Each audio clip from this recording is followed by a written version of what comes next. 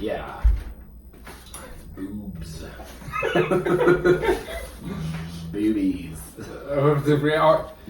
If we already have like recurring shtick, we're like already running out of ideas. Episode 2, yeah, we're done. It's going back to the well. Boobs. It worked so well the first time. Yeah. What was it, like, what percentage of people, didn't a certain amount of people on YouTube just find the video because they searched the word boobs or something? Yes. No, that's who found it. Like, so yeah, the search results, people who follow this channel didn't watch Yeah, it. they were not interested. It was just the boobs. scumbags. Just degenerates across the internet. Let's see what happens when I put the word boobs into YouTube. Man. Like that's the wrong place. You got a whole internet for that. I guess it kind of makes sense though. You Oh, wait.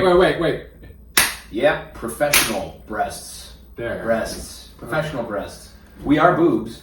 We are. So that's we accurate. are. We are boobs. Actually, on that, I found. I'm excited for this Me too. intellectual segue. No, it's not. I mean, it's a serious question in a way, and I okay. So, well, let me open up the analytics, because actually it was the first thing we did was very well received. Actually, for at least certain parts of it, I went back over it, but I found something else. I found something out while looking at the analytics. So it tells you where all the traffic comes from, and I noticed that there was some traffic from a site called The Return of Kings. Return of Kings? The Return of Kings. Like King Solomon and...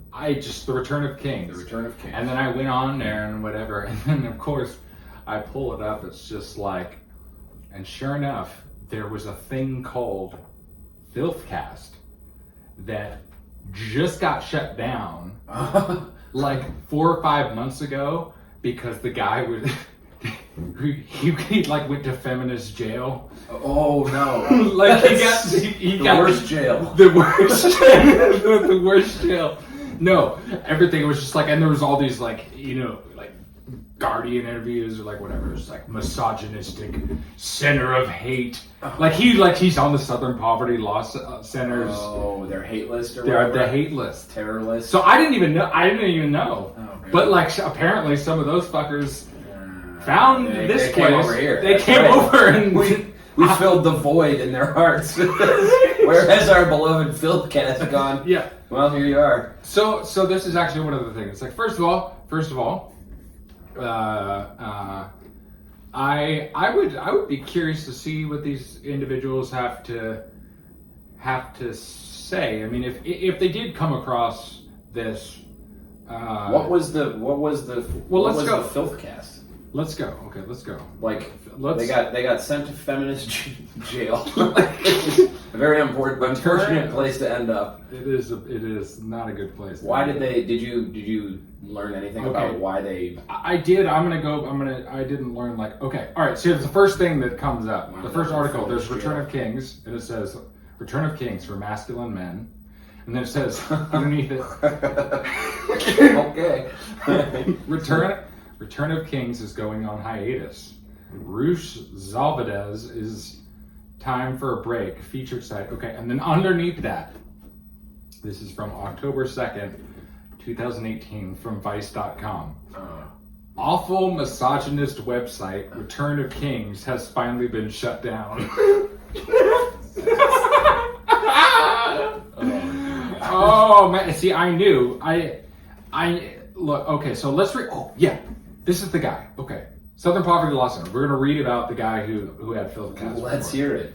And then that Vice headline is awesome. Awful misogynist website finally shut down. Like there was a band of people who were just like, this website needs to be shut the hell down. The Return of Kings. So this is the thing, and I haven't given this too much thought. Well, okay, I have. I've given this thought. I'm like, by the way, we promised we'd take an inaugural shot, and we Oh, well, would you want to do the honors? I will, while I read from the Southern Poverty Law Center's hate list. Me and the viewers. Okay. Well, he does look rather masculine, this gentleman. He has a large beard. That's very masculine. He's ideology, male supremacy. Oh, okay. All right. Well, I have my issues with the SPLC. Like I have Charles a lot Murray, of issues. I read Coming Apart. I think that's a great book. Yeah. And they call him a white nationalist. I actually haven't looked into Charles Murray enough. I know the bell curve. I know that talking about race and IQ is a third rail that you shouldn't touch. It is. In terms of social commentary. I'm actually, you know what? I'm a little bit confused by that. Well, the thing is it seems to be... Which automatically just got us flagged and demonetized. Right? So I'm confused. I'm not...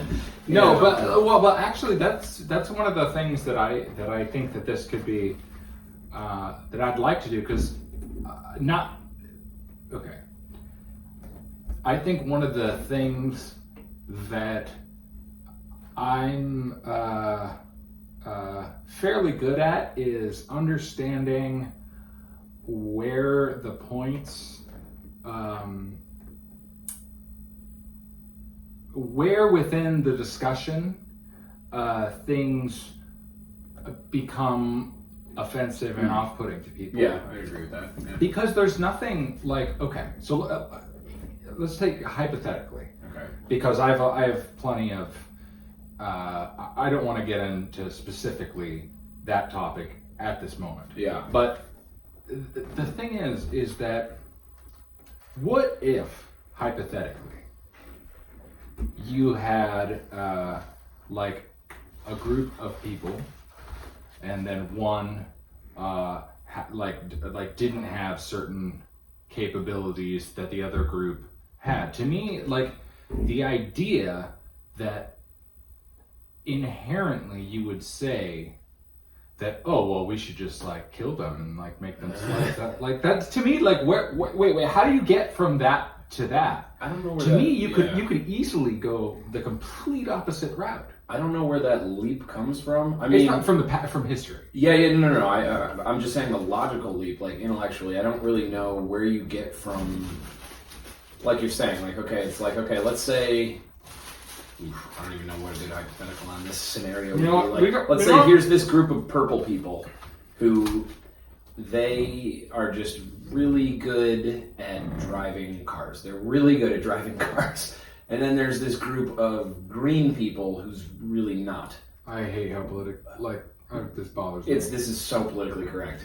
But let's be kind and actually go. Let's talk about kind and actually go into it. Well, because I've thought about this actually. Let's see. I want to see, and if anybody's out there who like, I want to hear people's like thoughts on this because I feel like in many ways we are tethered to, when you bring up certain topics or you say certain words or whatever, well, mostly the former, certain topics seem to come. Oh yeah, let's have our shot. Okay. Cheers. Yeah. What was that you were going to say about the SPLC and this dude? Maybe we should save Return of Kings. Yeah, maybe we should save all that for later because, okay. but maybe we'll go for later. But my whole thing, because I look into everything. I go to the weirdest like parts of the internet. Well, not the weirdest parts. Oh yeah. But like, I look into like stuff, and it's like when you get down to it, it's just like even if IQ tests were like like the really like definitive metric of intelligence, which I don't think they are. Right. For a variety of reasons. They're not. Yeah. Although they are pretty predictive. They are predictive. Yeah. but there's a whole bunch of other factors there. Yeah, It's just the idea of superior and inferior. That's not right to me. Well, I don't mind. Do you feel like the contributions to American culture from black people, right, is like most of like my favorite stuff. The music that you and I play. Yeah. Or yeah. like all of that. There's like.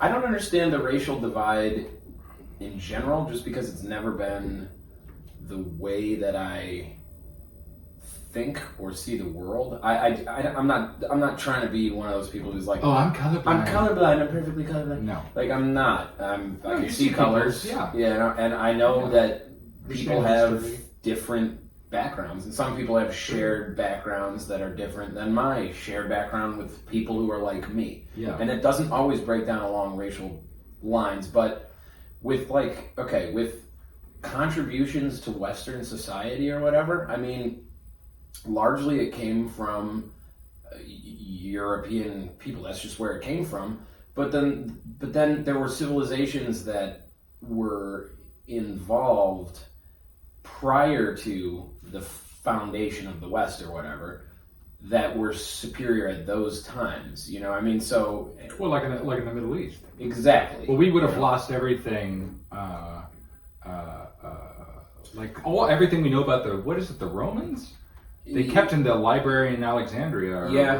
I'm saying something that's related to something that might be true. Don't listen to me. It's just from here on out. Do not. But I don't understand. I mean, I just don't understand the emphasis. Like I understand. Okay, so like if you look at like Ben Shapiro's book, what is it, like the Right Side of History? Right Side of History, which is a cheeky, wonderful title in my opinion. If you look at that, like I understand the need to define what exactly it is that's great about Western civilization, and I understand the need to trace its historical roots. What I don't understand is when people take that to a racial conversation and start saying black people didn't contribute as much or something like that. That doesn't strike me as a particularly fruitful line of conversation. But what I was getting to earlier with, I heard a quote from Noam Chomsky once who said, it's something along the lines of, to paraphrase, it's we shouldn't be talking about race and IQ. And here's the thing is when you brought up the terms superiority and inferiority, and it's like, well, let's say we're talking about a jumping contest. You can jump 12 inches. Your vertical is 12 inches, which is, you should get to the gym more if it is. Somebody else's vertical is 24 inches. Okay, so now people are going to hear this and they're going to go, well, this perpetuates stereotypes about... Totally, yeah. And that's exactly what... But my point is that the person who can jump 24 inches is superior to the person who can jump 12 inches. It's just a matter of defining your parameters. Well, they're better at jumping higher. But that's what superiority means. Yeah, but it's I think it's the connotation of... It totally is. Superior. Like, I think... But context matters. That's what I mean. Is when you call yourself... This guy from Return of Kings or whatever calls himself a male supremacist. No, that's what the SPLC calls him. Oh, okay. That's his ideology, is male supremacy. That's just... I will get back to that. There's a word for that. It's chauvinism, isn't it? Male chauvinism. I mean, you don't need to call it like male supremacy. It's bad, whatever. I'm sure, I don't know anything about this site. I'm sure it's obnoxious, but it's like... Well, it's part of the I don't mind... What they call the mano-o-sphere. Oh, the mano-o-sphere, yes. I've spent some time in the mano-o-sphere. Last time I read Sports Illustrated, I was like, damn, I'm in the mano-o-sphere again. Damn it. What is the mano-o-sphere? The mano-o-sphere, I mean, I don't know. It seems like a pejorative term perpetuated by kind of like the SJW lefty sort of crowd to describe things like we're doing right now. We have Miller Lite, we have, Carl's Jr., we're sitting in a fucking... We do have Beefeater gin. Which is a sign of class. Especially as we're taking shots of it, not making proper Jennifer drinks. Yeah. But it's like, I mean, it's such a... That kind of term to me is pretty disgusting. Mano-o-sphere. where's the okay? So that means that something must exist outside of the mano-sphere, right? What is it? Is it the womanosphere? Is it the everybody-osphere? What are you making? What are you deeming the manosphere in contrast to? You know? Well, everything. That's not the manosphere? Well, I don't understand what you mean. It's just like, okay. In order to like label something. Ping pong is like.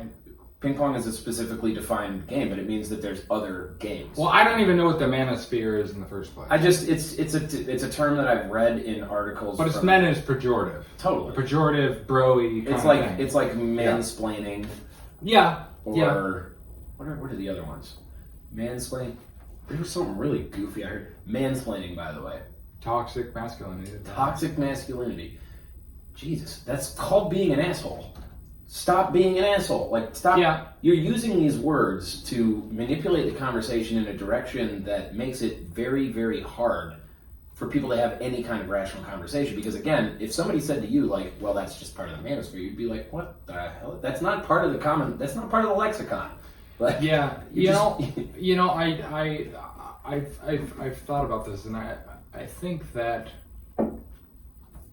I'm very much into this notion of strong manning. Okay. You know what I'm saying? Like strong manning?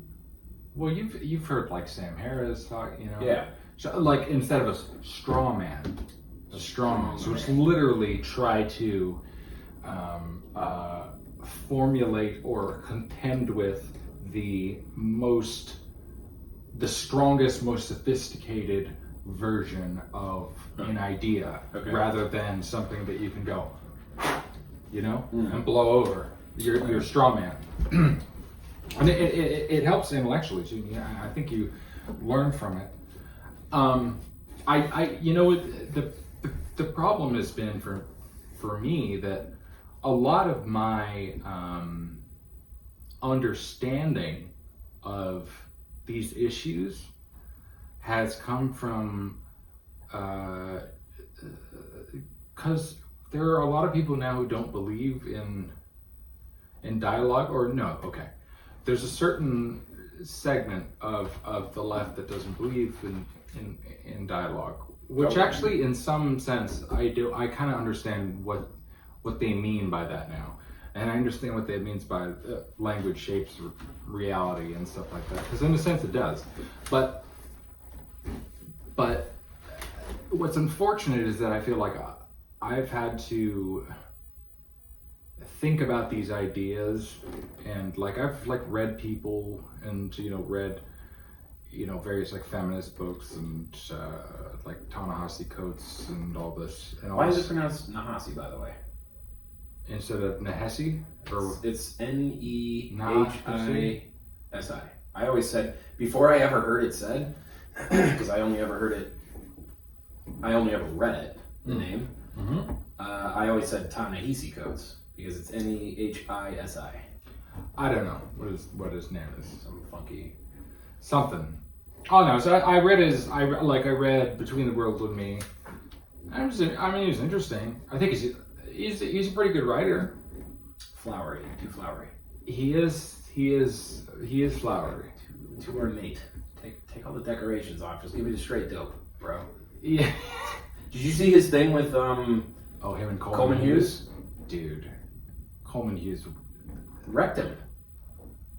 That dude. Ta-Nehisi Coates was on the defense the entire time. He was, and Coleman Hughes is like 22. That dude is a badass. He's a total badass. Like that whole thing about you're making me a victim without my consent. Yeah, man, that's some powerful stuff right there. And that dude, he doesn't need help from anybody. No. He's dude, like that, and that's what it all kind of goes back to. It's just like, I do think that, a lot of the discussion of kind of group identity and things like that are concepts. Like the first time I heard the concept of white male privilege, right? Yeah. I read it. It was actually I read it. This is probably maybe 7 years ago now. I would listen to your point, but all I hear is this abundance of white male privilege, and I want to let you know that I'm just triggered, and I really I don't. Yeah, appreciate finding a safe space. Yeah. Well, don't that. Yeah. Isn't it worthy of mockery though? When I'm confused, I don't. Not necessarily. It is. I mean, a lot of things are worth of mockery, but it's like people. It's like I was doing at the beginning of this podcast when I said the purple people and the green people. It's that's what they have to do in we know what we mean, yeah. Well, that's the problem. Yeah, that's the problem. It's just you can't touch certain subjects because it drives people insane. But here's the thing: is I feel as though people, especially if you're kind of all right. So if you take any kind of like. You take any kind of, on any personality measure, you and I are very high in openness, trade openness. Yeah, right? for sure.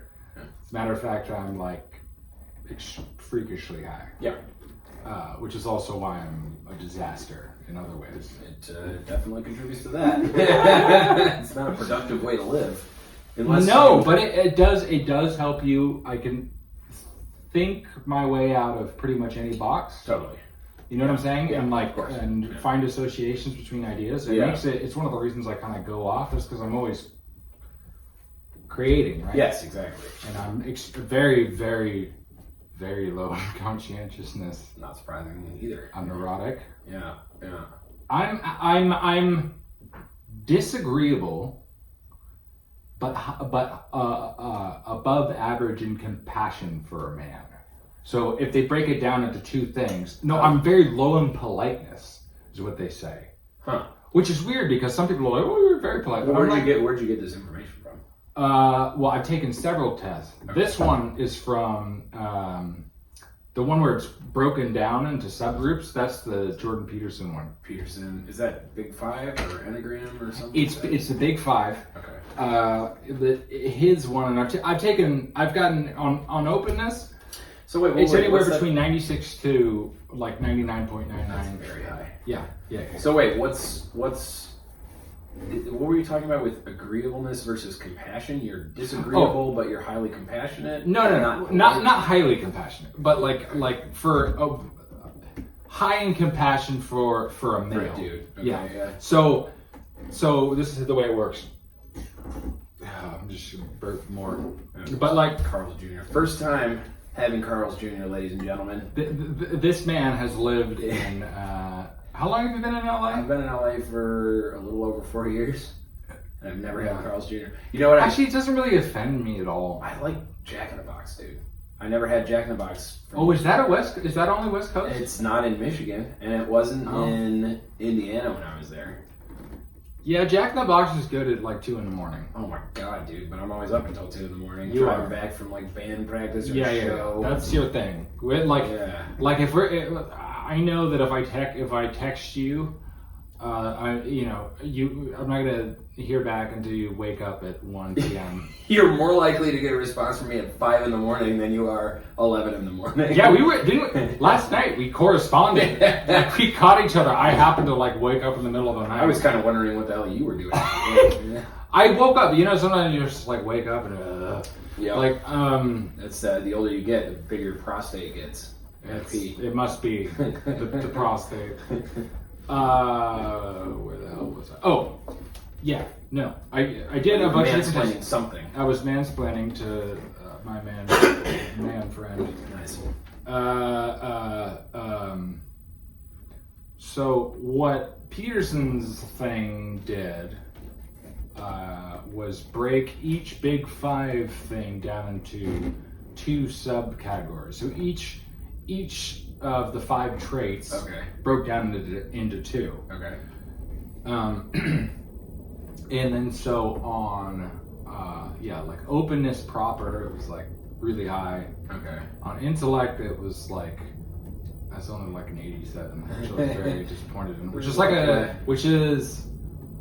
Which probably means my IQ is like 120 something. 87 out of 87%, I guess, or. Yeah, I think. If the the mean would be the mean is 100 for IQ, 90 to 110. Or at least No. I'm saying it's a scale of 0 to 100. I know. But what I'm saying is that if you're in the somebody who's good at math can probably do this quickly. But 87% is about a standard deviation above the mean, which is about an IQ of 115. 120 something like that. But which is not very high. 87% is one standard deviation above the mean? Yes. Because the mean isn't 50. No, the mean is 100. We shouldn't get into No, the mean is not. No. The mean number is 100 for IQ, but in terms of that percentage, what I'm saying is how does that translate to 0 out of 100? I think a standard deviation... We're talking about standard deviations. I got a 73, folks. I'm good. Look. It suggests, I would actually guess my IQ is probably somewhere in the low 120s. That's what my instinct would say. Really? Yeah. I don't know how to gauge it because I don't know what it means. That's just what I just remember. Like they gave us IQ tests at one point when I was a kid. Really? And they showed me the number, and I remember because I was never a good student. I was a terrible student. I graduated. I just admitted this on Facebook and whatever. I graduated at the bottom of my high school class. Who gives a fuck about that? No, I don't. Yeah. I don't. But I did at the time. But it was weird. I looked at the numbers of all the different kids. Yeah. And I was like, how come my number is like higher than all the other kids? And you're flunking. Because I felt no, I totally felt that. But actually, Eric Weinstein, who I just did a video about. Yeah, it was a good video too. It was my I put more time into that than I normally do because, but the Weinsteins. Well, they both had learning difficulties. They both did, as did I. Well, I remember I watched a video when I was younger of the president of the APA, American Psychological Association, who holy shit. What? I never pressed record on this. Awesome. Well, we have no audio. Well, we're going now. All right, now we have audio. Well, we have to, I guess, up until then. It's not the end of the world because the audio on that isn't too terrible. I mean, you want to start again or no? No, I think we should just keep going. We can pretend because the first 5 minutes of your video are important, man. Bad audio is going to kill it. But I felt like that was such a good... That was some pretty cool stuff. What if we have that as like a bonus? A bonus track? Behind the subscriber paywall. All right, so I don't... Yeah. Go. We just had... But we talked for a while. That was probably 20 minutes. Okay, so let's pretend this is the beginning. Okay, we can pretend this is the beginning. Let's pretend this is the beginning. God damn. And son of a bitch. Now, but we're rolling though. That means the beginning of this one's going to be even better. That's true. Click roll recording. Okay, all right, that's cool. Yeah. Well, let's say breasts, and there's breasts. Yeah. Yada yada. Okay. All the Dave things. Rubin, make ideas. Yeah, there we go. Yeah. All right. So basically, we've just been talking for 20-something minutes. I don't know if we're going to include this. It was a trial run. I'm going to listen to it and see how it sounds because actually it oftentimes sounds pretty good. Well, let me just roll with what I was saying then. I mean, okay, just keep going. Either we could start it here or no. Let's wait, ladies and gentlemen. Here, check this out. Oh, yeah. That's a good place to start. Okay. So let's start. Let's try to start from a reasonable beginning place while not completely derailing what we were talking about. Well, okay. So we were talking about IQ and all that stuff. I found it very interesting. I was looking up when I was in school studying the psychological sciences. I remember watching a video of the president of the APA, which is the American Psychological Association, who I don't remember exactly what he said, and I don't know if he's the current president. But he tested as a younger person with a pretty low IQ.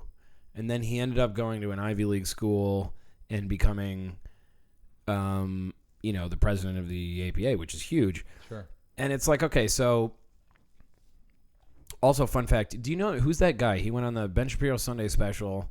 He had that he had that viral YouTube video. I think it was an ad, but he was just like, "Yo, check out my cars. Check out my car." I always he's skipped smart. over that guy. He's smart though. I'm sure he's smart. His name is Ty something. Yeah.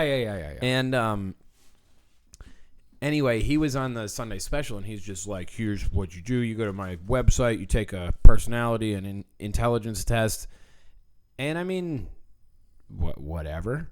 But I took like a 2-minute long word quiz, popped back out with an IQ of 140. And I'm like, let's see how verifiable that is. Right. I'm not rich yet, and I feel like smart people should be rich. So I think there's a glitch in the matrix. but I know, so IQ is, like Peterson says, it's a predictive measure. It is. It's one of the best metrics in terms of predicting career success, familial success. Right. It's wildly predictive, but it also, a lot of people seem to slip through the cracks from experiential. Well, the thing is data, that it seems to me it's predictive in some ways, but I found out Eric Weinstein apparently doesn't do well on IQ tests. Right. Although that guy's To me, IQ has to be like a 160 or something. Oh yeah, He's brilliant. So fucking intelligent. Yeah. Because to me, there are so many things that, like, okay, And he's a bigot. And a bigot. Because he's in the IDW and they're all bigoted. Yes. Yeah. Correct. And that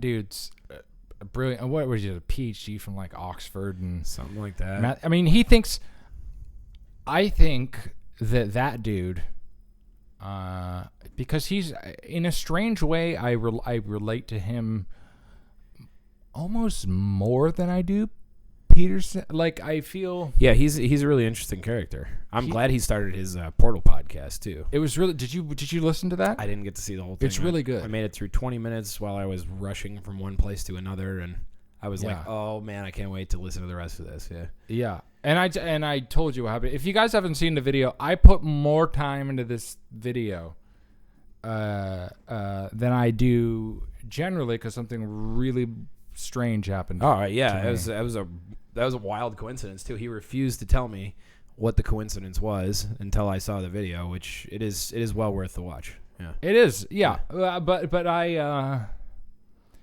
there's actually even more to it than I'm sure eventually I'll get to. But it's sort of like, I don't know. I am, you don't want to. Well, no, that's for the subscribers only. Yeah, exactly. You get that behind the scenes kind of stuff. Exactly. Yeah. But what I was going to say is, clearly it's a flawed metric, but it measures something. I don't really want to talk too much about IQ.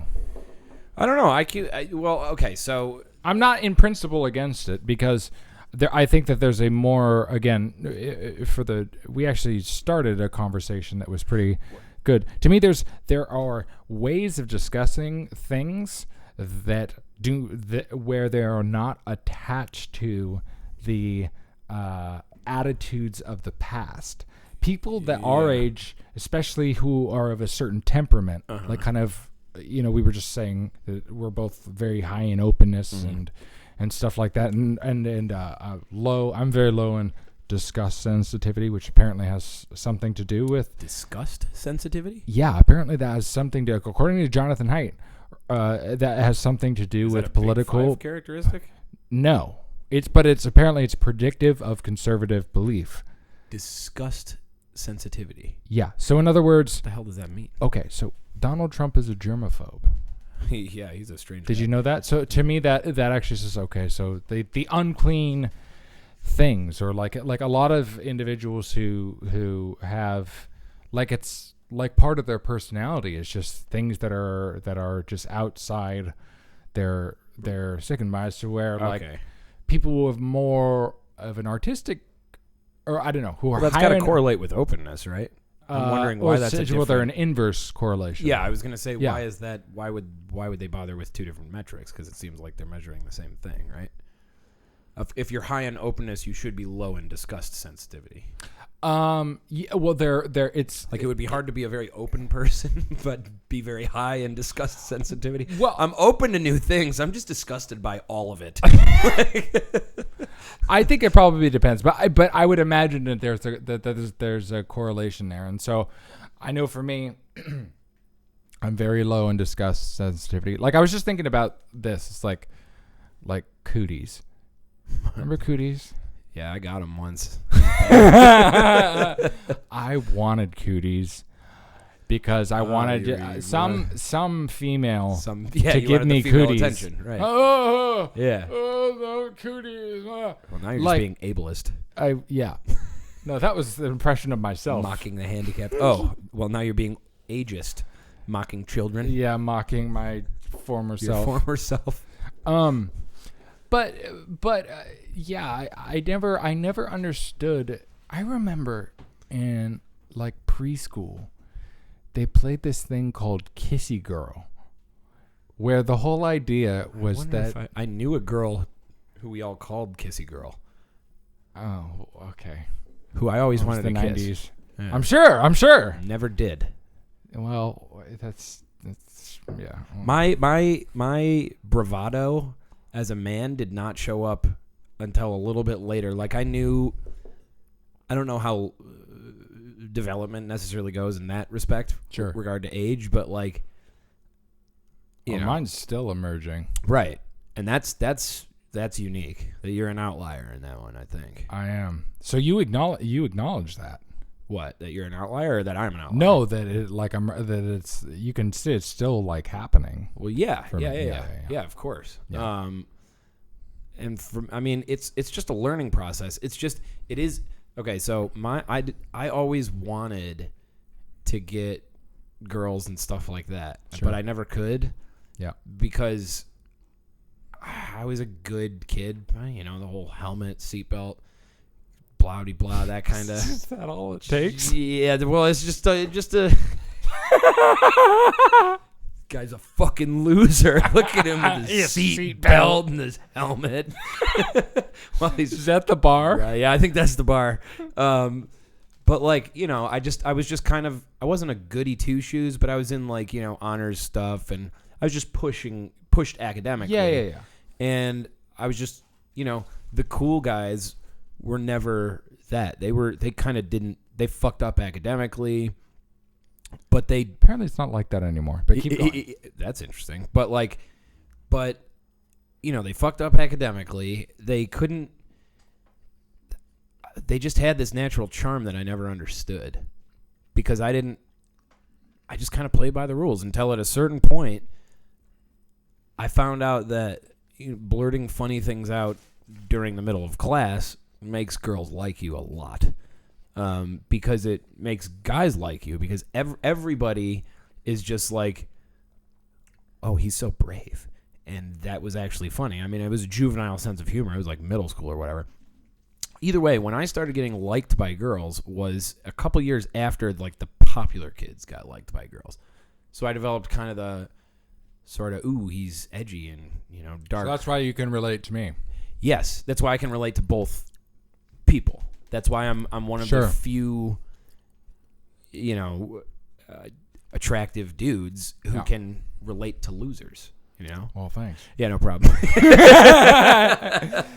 Well, see, the weird thing is, but it's true though, because I've had friends point this out to me, is like look, I firmly believe, like, I'm kind of funny sometimes. I'm pretty charming when I want to turn it on, but other times I'm not. Like, and I really do think it's just because my height shot up really quickly, and then my shoulders kind of broadened out, and it's just like, okay, physical, you know, that has a lot to do with it, because it wasn't people do. I've had friends be like, how do you get girls? And I'm like, I was never the guy to go out and really like turn on game or anything like that. I think I kind of understand it now. Sure. But I never did, you know?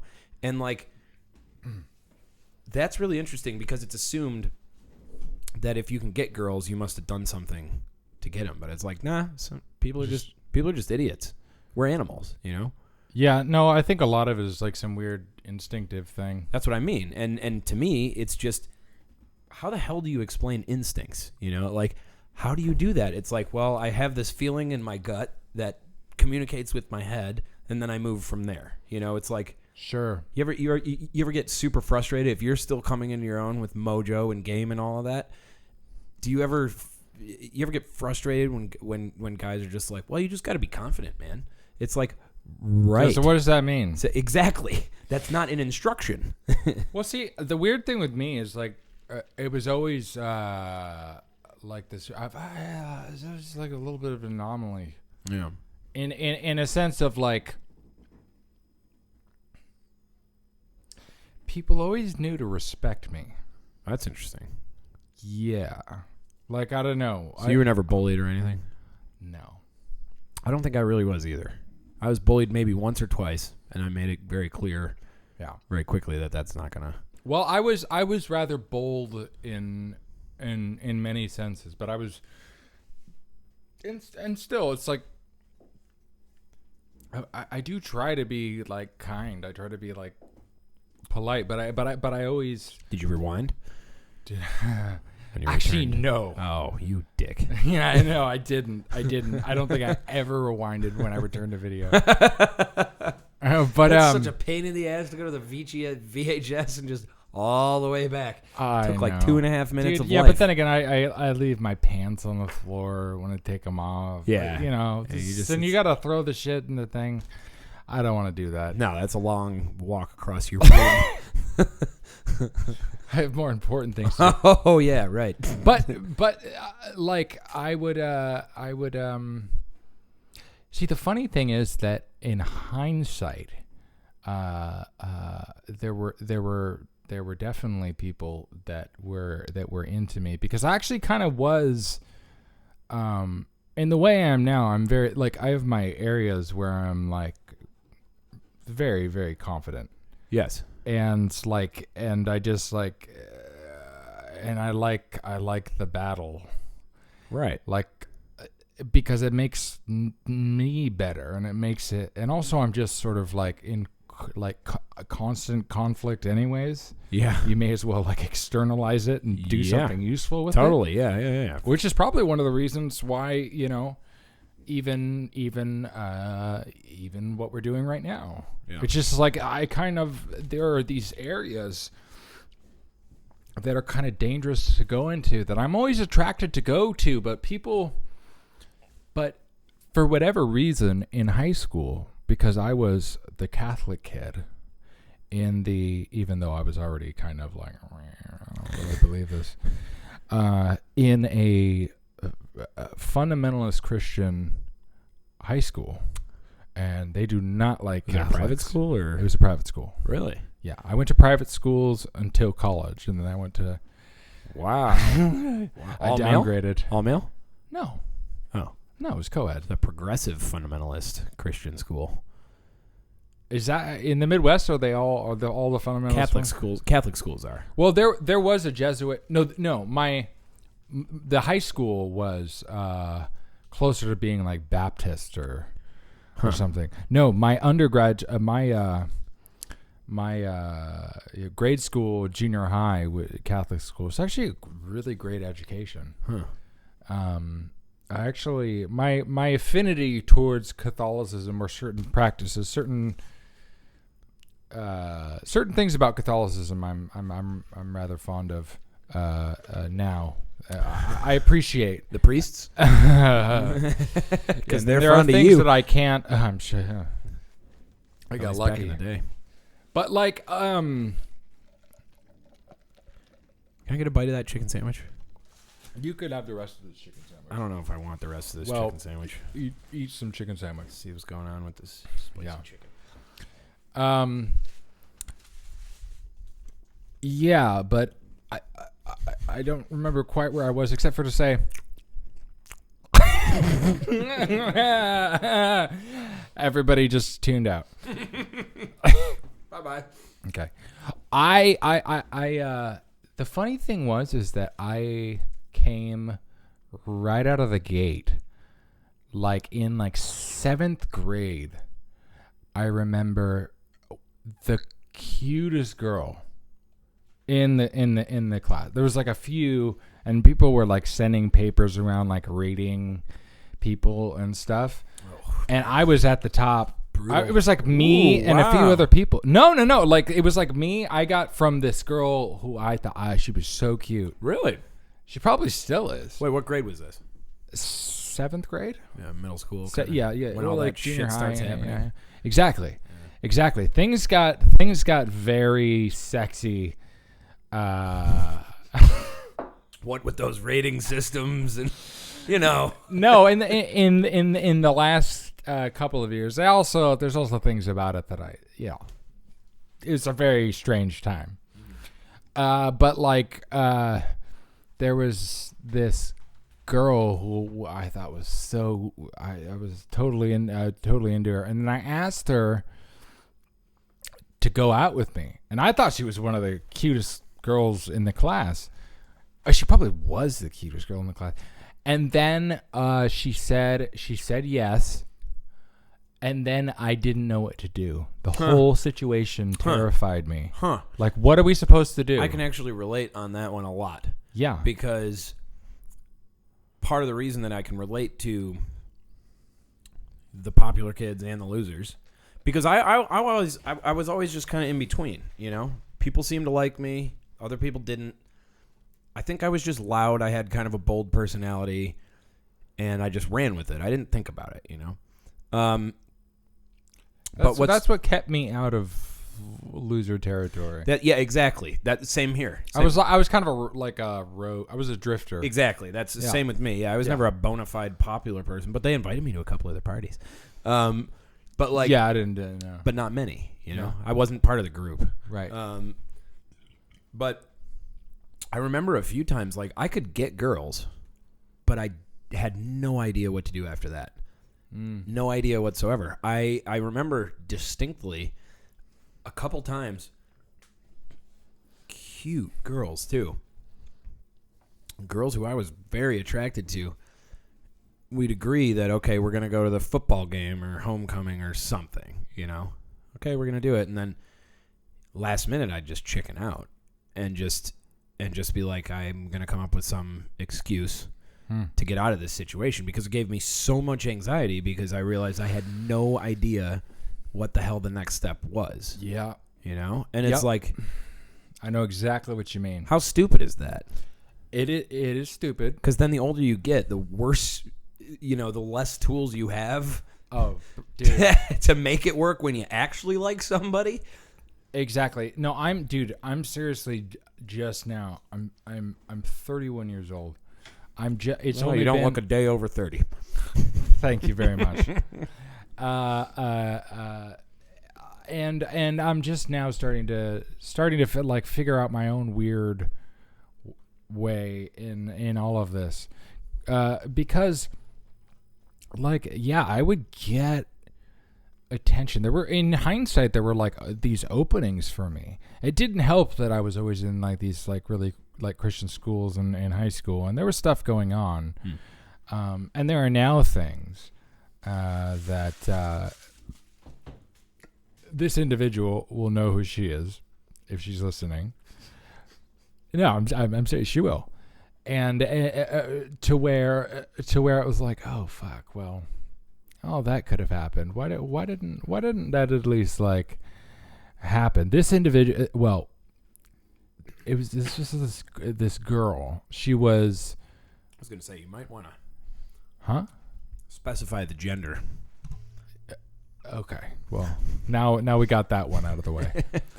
This girl, she was kind of awkward and like whatever, but like really nice and stuff. She's and cool and like cute in her way. And then like I remember, we were always like friends. We always like got each other in some way. Then like senior year, she just started getting like hot.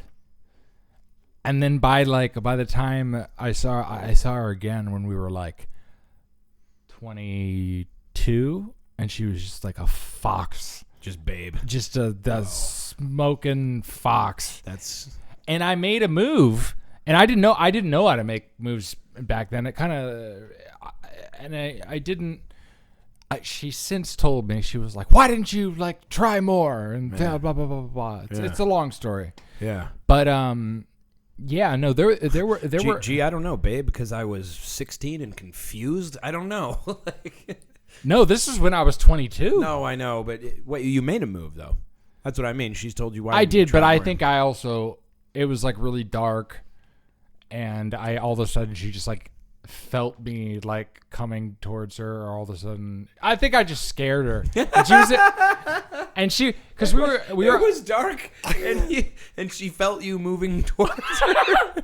Yeah, that's weird. No, It's a little no. creepy. I came, I drove, I was in Santa Barbara at the time, and I drove back, I drove up to, back to my parents' house, and I get a text from this girl, and, we hadn't seen each other since we had graduated, and at this point it was just, 4 years after high school, something like that, 4 or 5 years.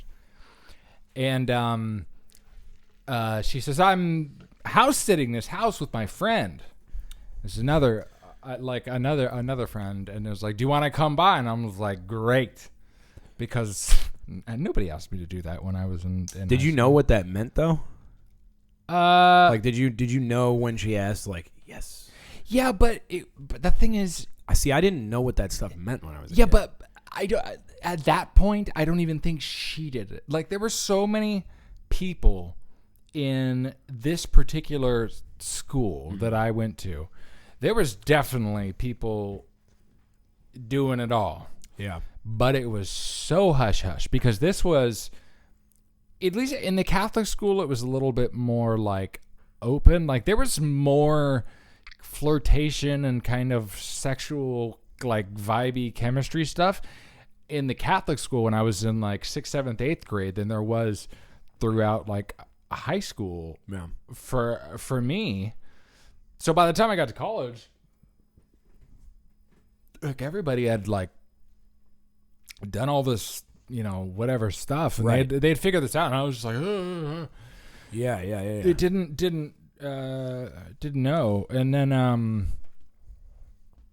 then so I was just mostly just like cool, like quiet, and like I didn't know how to be at parties. Well, that's when too, college is like right around that time when your sexual confidence starts to become apparent.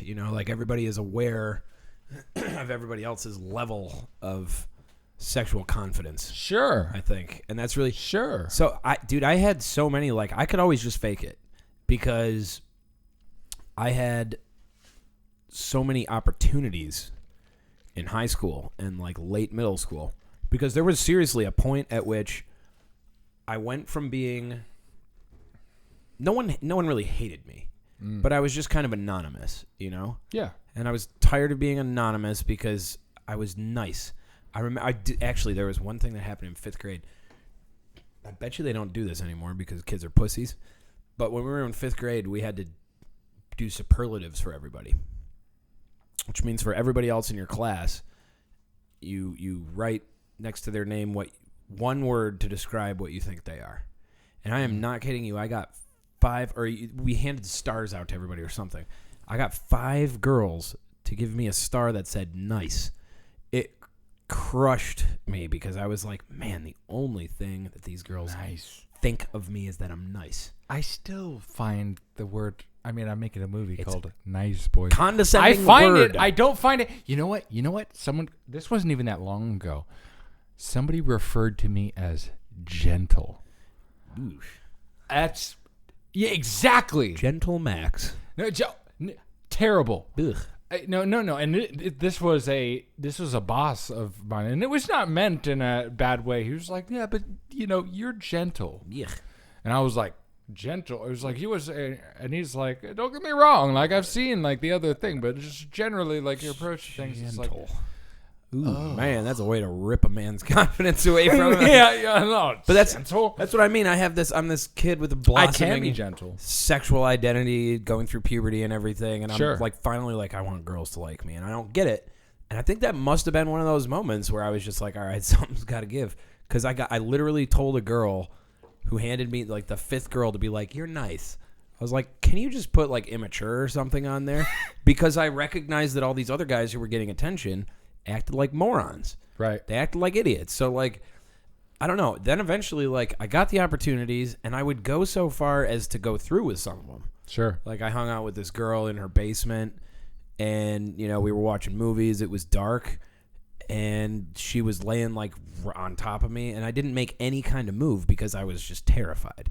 And then another time, I had this girl. Actually, this is when I was in college. I was going through a pretty bad depression spell, but this girl, she was super hot, and actually really nice. She came over. We had a little bit to drink. I'm like, all right, I'm gonna go lay down. I'm just kind of oblivious to that stuff sometimes. We go lay down. She comes into my bed, gets right up on top of me, and I'm like, I'm just gonna go to sleep. All right, like an idiot. Now See, I would I would- recognize it. but See, I feel like even then I would have understood that. I didn't. I did, but my I had. Did you ever have like sexual anxiety No. or like performance anxiety or anything? Not really. Really? I mean, like to a degree, like, but more like in the abstract, like in the absence. It Really? was like a generalized thing. Like an existential sexual anxiety or something. Like, yeah, it was more like blah, blah, blah, but like will I? I be had able to I do- had actual performance anxiety. No, It I was never. No. bad. Once it was like, see, that was always my thing. Is I didn't, and to some degree still, like, I always have to be like very direct. It isn't like this like smooth thing. It's just like it was always like you have instincts about things, and I feel often I can kind of read the tea leaves and whatnot, and then normally I'd be like, I have a feeling that she would be down for me to kiss her right now, so I'm just gonna Really? she'd be down, and then I just do it, and then I was pretty much always right except for when I was not right, and then mostly women are really nice about things Well, like okay, that, so but that's- sometimes it gets That's it gets extremely interesting because we've I can talked- be very aggressive. I get told. Yeah. I've had numerous women say, "Wow, that was really ballsy." Yes, and it's just like, what was it? Because like me is like some combination of like doing like ballsy things and also being just a complete coward, like just Okay, well, it's interesting because Cheers. women. yeah. We've talked about this plenty of times before, right? But once it's on, or whatever, now I understand. Like from the Yeah. beginning. Okay. So do I now. Because no, but I mean, even it was almost like playing music. It's like, okay, we're past the bullshit, because everything else is like leading up to, or like whatever, and being. Well, like, here's what's interesting about that to me is we've talked about this off camera plenty of times. Sure. But I had frankly a pretty privileged upbringing post puberty, or post the beginning of puberty, because girls just paid attention to me, so it was never hard for me to get their attention. It was never that much of a challenge, even though I was extremely nervous and totally inept.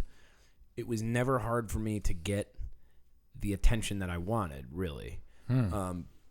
But I still had that performance anxiety. It's almost, and you're coming from almost the opposite direction, yes, where you, yes, indeed, like you had to figure out a way to make it work, to get their attention and whatnot. And you're saying, you're just kind of coming into your own now with your relations with women. yeah. Well, I mean, the past few. I mean, Because what I'm getting at is people, like dudes who I'm friends with, will look at me like how do you do it? And it's like trial and error, but mostly error. Like women wanted to talk to me, and I bungled it so many times that I figured out how to not bungle it anymore. That's what I'm getting at. It's like I'm actually more of a failure than a success story. Yeah. And you see, women. The thing is, in hindsight, I would definitely get interest. I just wouldn't know what to do about it. Like and to this day, But you're saying after it's kind of made explicit, then it's easy. See, that's weird because maybe the difficulty for Because me then was the that- bullshit's out of the way. There's no right. game. It's just like, okay, you're into me and you're into me. We're doing this because then it's all like on the level, right? like I'm really like, okay, so we're talking right now. It's very direct, right? And that's just sort of the level I generally like to operate at, Right. and all the gamey, like I don't know. I still don't really understand it, but I'm always, it's always one extreme or the other. Huh. It's like I'm very like kind of withdrawn and whatever until I'm like the center of attention, or I go the complete opposite way, and then my more egoic whatever side comes out that knows what to do and is just it's interesting. I just always had a problem with recognizing signals, but I also that something about the follow through or something like that was just scared the shit out of me. I don't know what it was. It doesn't really anymore. Well, but were you sexually active in high school? Yeah, that's when I started to be sexually active. Yeah, I was not. Yeah. I was okay. Well, I was that's 19 too. Well, okay. I remember. So I was dating. You were 19. I was 19 when you lost your virginity. Yep. Wow. I think that's actually probably close to average. And everybody's like, "You were 19." Actually, now in particular, yeah. Isn't it getting higher? Aren't kids fucking less? Yeah. Why? I think a lot of it has to do with social media and no, but girls too. Like, this is a strange thing to.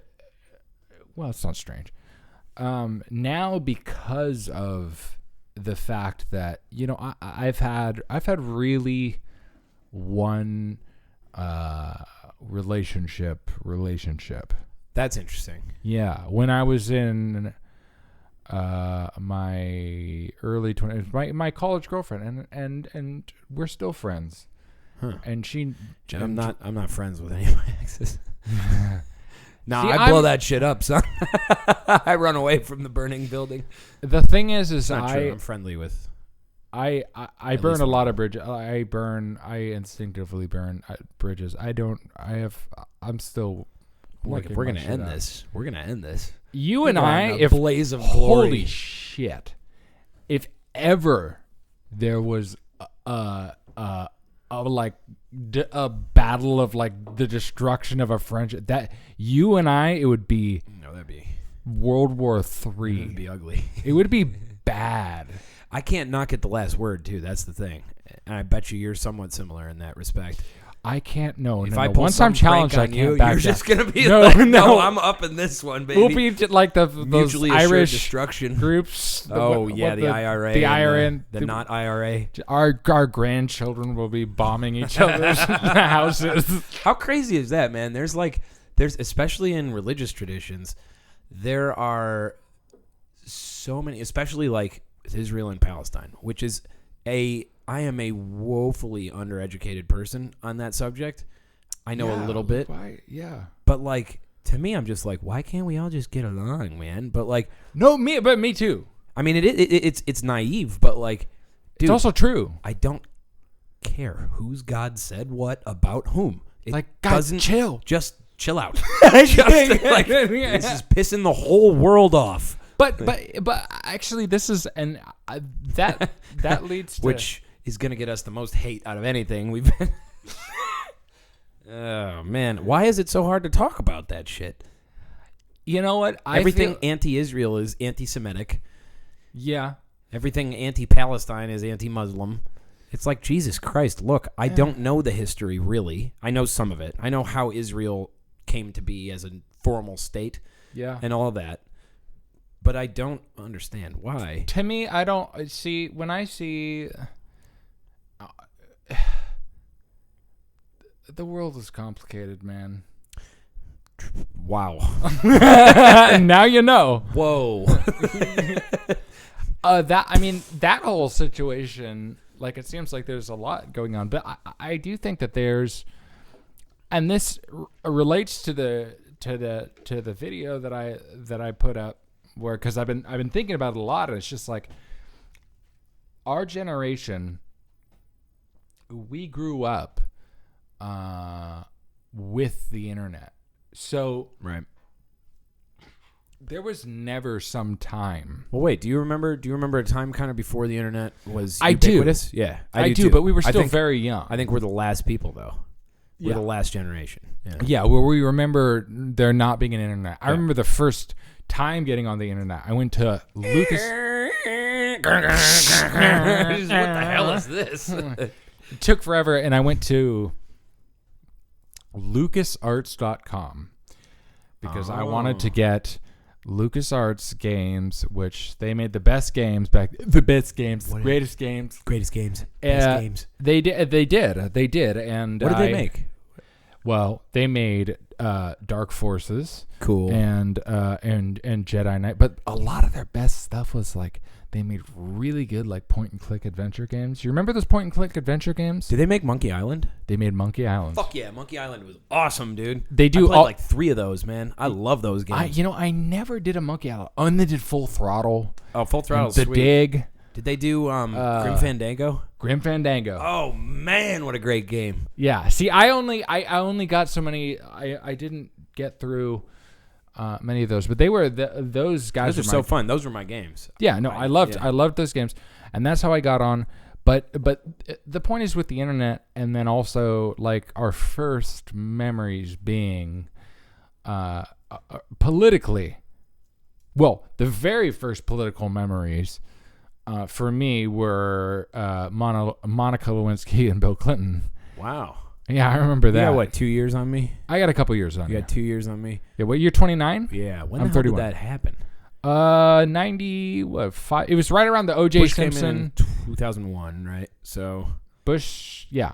The beginning of 2001. So he was elected in 2000, came in 2001. Like 97, 98. So, no, actually, yeah, it probably was. Because some of my earliest memories are the O.J. Simpson trial. I remember that. See, my parents... That was like 95. My parents 94, are not 95. political at all. So whenever I, like... Dude, for whatever reason, when I was younger, I started just talking about politics, and my parents were like, what the hell is wrong with you? I'm like, just, it's what my friends were talking about at school or whatever. Like, and then you have the internet, and so you get all this news. I loved reading the paper. My parents You read the paper as a kid? I read the paper. I Really? loved the paper. I Every read Sunday like with the adult comics, novels and shit. I did not read the paper. I read a till lot of was much books. older. I read a lot of books, but every Sunday in particular, I read the paper. Interesting. Mostly for the comics, but I read all the other sections too. I would read the comics. And then I worked with my dad over the summers, and that place was kind of like, it's like if you can imagine a world that's just devoid of fun, that was what that was like. So in the lunchroom, they just had some papers laying around, Detroit Free Press, and I would read those. But when I was reading them, I'd kind of see there was the, at a certain point, there was the Bush Gore stuff. And then who did Bush fight in 2004? John Kerry. Was that Gore? Or that was Kerry, okay. Yeah. I remember reading a book about Kerry because there were these swift boat Republicans who just did John Kerry dirty. I can't remember the story with them, but basically they were these veterans because John Kerry was a vet. And I think they fabricated these stories about how John Kerry was like not a good soldier and just kind of a bastard. And there was something about he was in Vietnam. They're called the Swift Boat Veterans, I think. Yeah, I don't know anything about it. Whatever there was it some is. Vietnam like here. I just remember. Okay, so it was the same thing. Like I wasn't raised going to church, but I was sent to a Christian camp at a certain point.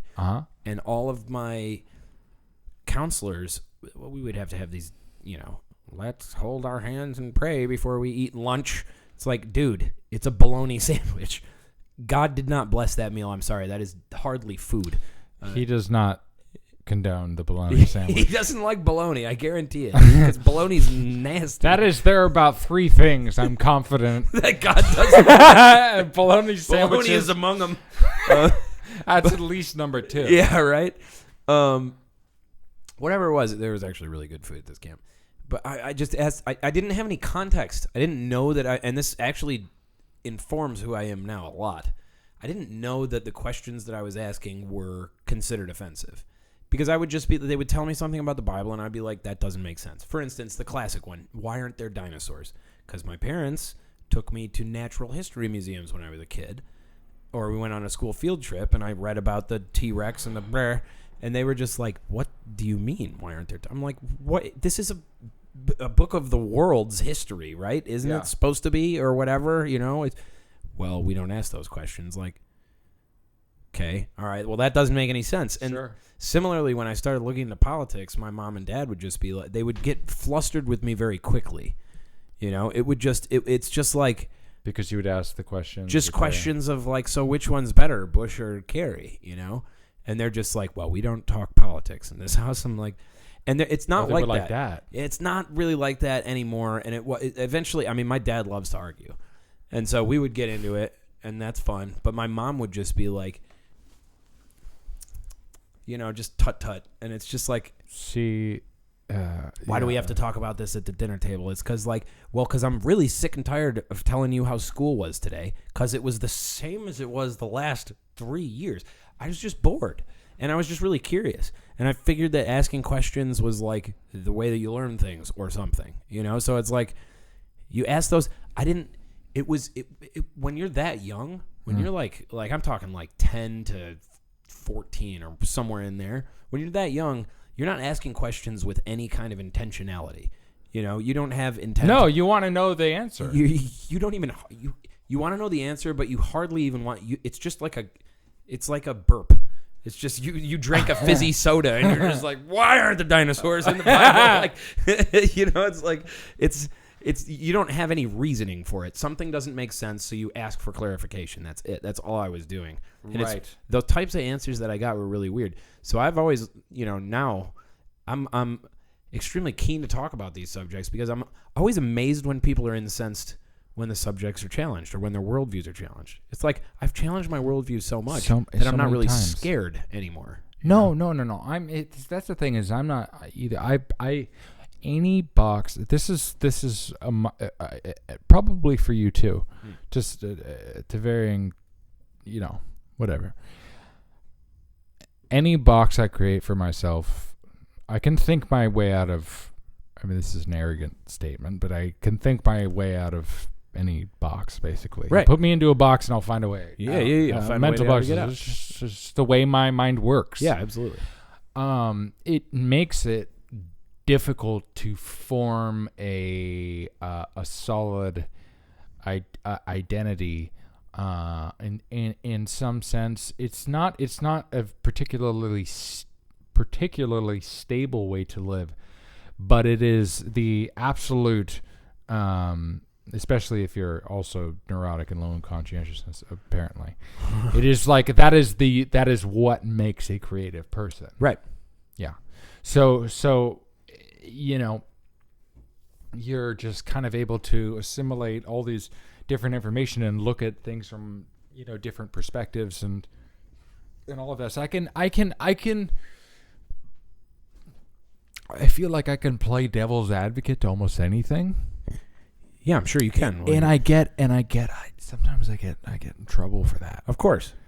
Because my natural instinct is like, and maybe it's just because like the kind of rhetorical tradition of West or whatever, it's just like you're trying to illuminate the space of possible ideas.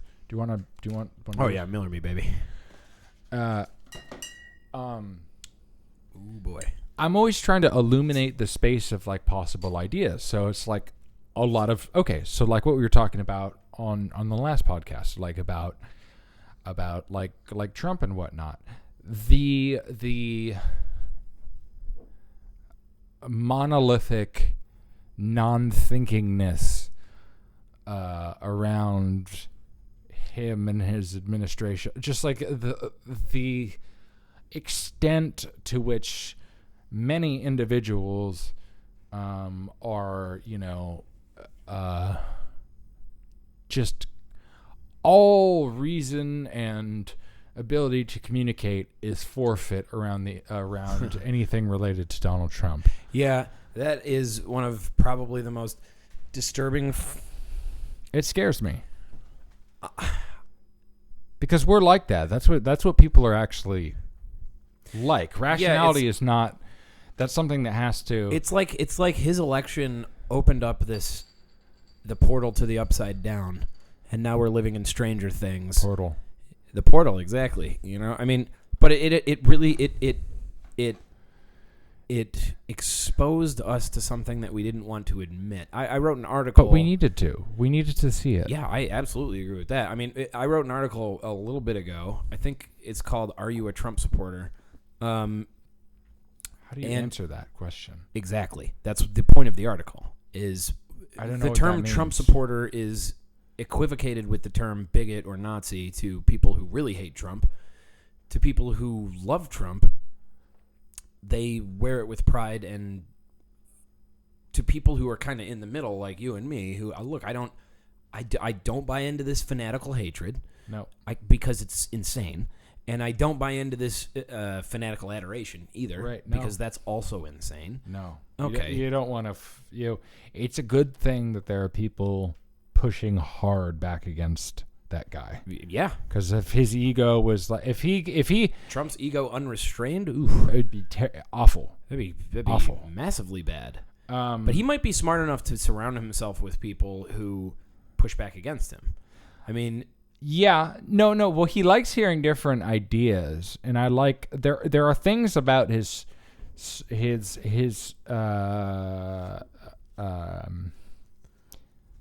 he asks questions that probably should be asked, but are not particularly popular. I don't know. There are things about his thought process, like what? Like what? Like what do you mean? like why, like everything about trade deals. We were not supposed to. Why are we still in NAFTA? NAFTA doesn't do anything for us. It's a terrible deal. It's a but shit deal. yeah, but he's kind of right. He is. Yeah. The thing is like we were with the amount of money that I mean, the individuals the political class, the permanent political class, they're going to make plenty of money. They're not going anywhere. They're going to do just fine when China is ascendant. Yep. And they'll still have plenty of money and all that different stuff. It's just that our country will look more and more like most other societies, which is to say there's the, if you will, the bourgeoisie and the proletariat. Totally.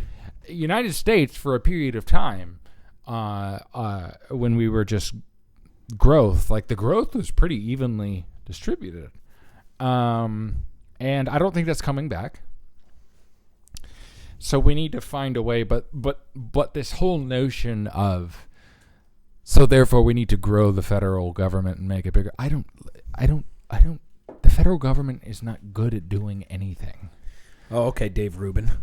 Yeah. Well, no. I'm saying it's a necessary. I am definitely not Dave Rubin. Really? You look like him. What with the beard and whatnot. Right. He's gotten way too libertarian for me. Yeah, how so? Frankly.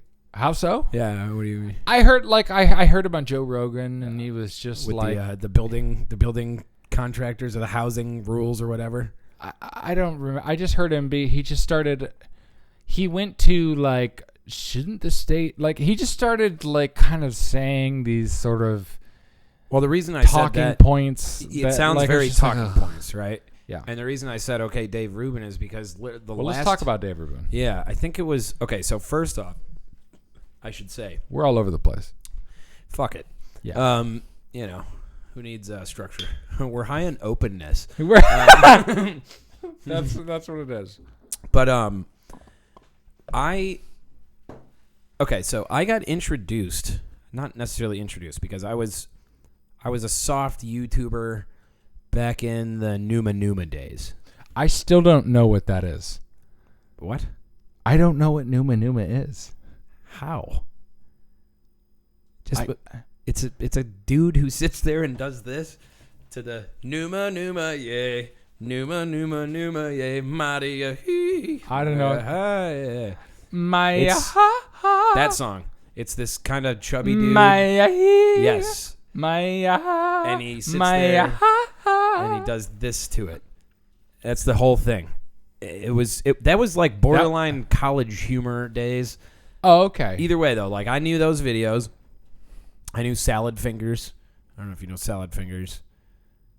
Apparently, This is like E-Bombs World college humor transitioning into YouTube days. Well, College Humor, I remember. Yeah. But anyway, okay, so... Okay, go ahead. So when I started to get into, like, YouTube for... Hell yeah, man. For politics and... Was the Young Turks at first? Yes. Yeah. Social commentary, I guess. Young Turks was my go-to. Me too. And this was, before I was sufficiently red-pilled, obviously. If, that's a... I would love to talk. I would love. We were talking about this. Sorry to interrupt you. Term. We will because Cenk. Well, the Young Turks are their studios they're like right a down there. mile and a half from us. Yeah. I've seen Cenk walk by the Starbucks. I have served him dinner. Right, and the thing is, that dude is really. So I would love to talk to that guy. And that conversation that he had with Tucker Carlson. Oh, yeah. Where they agreed on a whole bunch of stuff. And Cenk Uygur, I really like you. He's not watching. But I bet you he is. he's all about FilthCast. Dude, you're able to see both sides of the coin. Because I know that you were raised... You understand the conservative side of things, which, although it seems like a lot of people who are on your network have never heard a conservative, like a real conservative point of view in their life. And I think that you are playing to your audience now. It's called pandering. You are pandering, and you are thinking like a businessman and all this different stuff. And that is why... No matter who is in charge, if we make this big state, I realize that even a dude like you, who I know knows better, he's going to have a whole bunch of incentives that are pulling him in a bunch of different directions. It doesn't matter whether it's corporate money or not. I mean, there are things that could... Like, corporate money is one thing. There can also be people who are playing into racial resentments or whatever it is, which is happening on the left as it's happening on the right. It just is. Okay. So let's talk. But go ahead. Let's talk Dave Rubin. So I got into YouTube really for the social commentary at the point where to Dave Rubin. I got into YouTube with the Young Turks for the social commentary on YouTube. Me too. So at a certain point, 2008. It must have been somewhere around 2009. Yeah, it was when I was kind of getting into college and stuff, and I was firmly on the left for a long time. Me too. And I had a buddy post college when I went to Colorado, I went to Indiana, I flitted about the country for a little bit, and then I wound up in LA. And I had a buddy here who was just like, dude, I can't stand the Young Turks. And I'm like, what the hell are you talking about? Anyway, he ended up just kind of showing me some things, and I'm like, oh man. Yeah, the Young Turks suck. So what I found after the Young Turks was Rubin. And Dave Rubin, we'll get into his faults and all that, right? But at his best, and Dave Rubin is absolutely worthy of respect, in my opinion. Yeah, I don't understand the hatred. The vitriol. But you showed me some stuff earlier. We'll get to that. Right. So what he did is he created a space, and I think this is his chief accomplishment. He created a space where I felt for a long time, and I still feel like people could just talk without pretense, without the outrage machine constantly being fed, that was important, and not only that, he got really lucky in linking up with Peterson early on. He went on a huge tour with him, and he linked up with people like Shapiro and Rogan and Weinstein. And The Weinstein. Yeah, okay, right. Weinstein is the bad one. He's the bad one. Okay. Yes. Okay. They're very adamant about this now. Yeah, I mean, I bet they are. I respect those dudes immensely. I love them. So yeah. I will Weinstein. Well, I love them and I love Shapiro. So where does that put me? I like all of those guys. I love the IDW thing. I think it's great. And me too. I love it. I love the cheeky name, Intellectual Dark Web. It's cheeky. It's ironic. It's stupid. That's a great name for it because it's just meant to push the buttons of people who don't get it. Yes. And it what are they talking about? Yeah. The intellectual. They're not part of the. Well, that brings me to so I was showing you earlier. I didn't really know. Okay, so I knew Sam Cedar, and I knew. Okay, so before that, right? So Ruben has done plenty of things that I don't like. For instance, he makes gaffes every now and then. He sounds like he's talking from talking points sometimes. Like his last appearance on Rogan, he was just like, "Why don't private people just build houses without regulation from the government? Does the government?" And Rogan's like, "Whoa, no." Yeah, he did. That was not. That was was when he started getting too like he went like hardcore libertarian. I was like, Dave, you don't need to like. But I think what he was doing was here's the charitable interpretation. Okay. He's flushing out his perspective, and he's challenging himself to say stuff like that. You know what I mean? Like he's figuring out how far he can get with this. And the thing that cracked me up is he had this conversation with Shapiro where he's like, "Hey, I'm the free speech libertarian guy, but like somebody's got to do something about these big tech companies." And it's like, good job, Dave. All right, we're coming back to sanity a little bit. Like, dude, I'm pretty libertarian. Like, yeah. But I'm not an anarchist, and there is a difference. I like the fact that there is a government. There is an organizing principle to our society. If we lived in a perfect world where we didn't need a government, well, then I guess we wouldn't have one. But Ruben just went so far, Yeah. He's made some gaffes, but whatever. And, for a while his show was stale, but then it came back. It did get stale. It came back, though, and I think, honestly, it seems like his show was stale when he was on tour with Peterson because that seemed to be his focus. And this other thing was kind of like, I gotta do this, Sure. And, they partnered with the Ayn Rand Institute where I'm just like, okay, fine, but everybody who comes from there sounds exactly the same. Like, they're saying the same shit. Yeah. But, so then... Like that Yulon, blah, blah, blah, blah. I find Randy and... That's Yaron Brook, I think. Yeah, I find the Ayn Rand people like it's so uninteresting to me. Fun fact: I read Fountainhead and Atlas Shrugged in college. I loved them. And Really? Then I looked into the objectivism philosophy and was just like, there's cool. I've never read Fountainhead's either, actually so a good novel. That's what I've been told by many. Yeah. That the Fountainhead is It's actually good. quite a good book. It's good. But anyway, so Dave Rubin, I think despite his faults, is awesome. I think he's made an awesome contribution to not only I YouTube really like him. and social commentary, but he just seems like a good guy and all that. Sure. So anyway, then I found these videos of I always knew I've gone so far down the conservative rabbit hole with the commentators on YouTube because I don't find anybody on the left who I'm like, that guy, So I found David Pakman, who I think he'll go out on a limb sometimes. He's pretty cool. Then I found Sam Cedar and Michael Brooks. And these videos, so put this in context really quick. Ruben just passed 1 million subscribers a month ago or something. Michael Brooks started his show off the coattails of the Majority Report with Sam Cedar, which has about 600,000. Right. Michael Brooks has like Whatever. 60K. Right.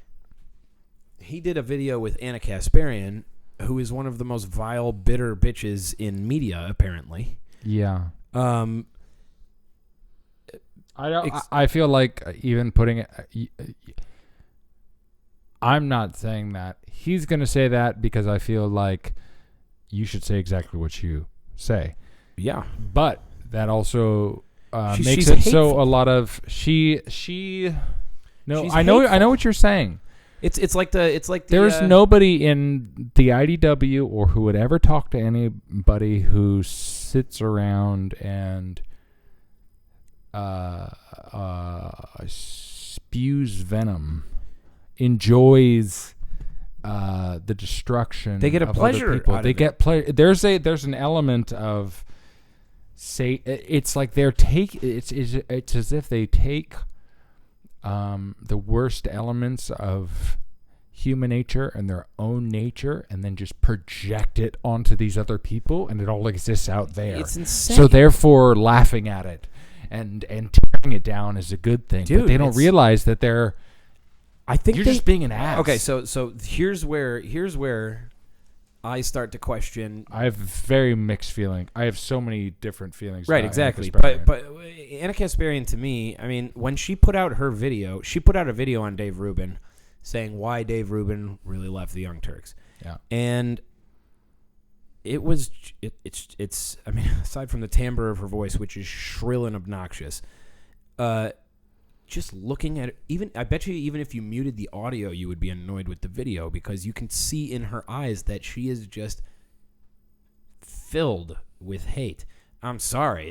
And it's Rubin, to his credit. Okay, so Michael Brooks and Anna Kasparian start doing this shit.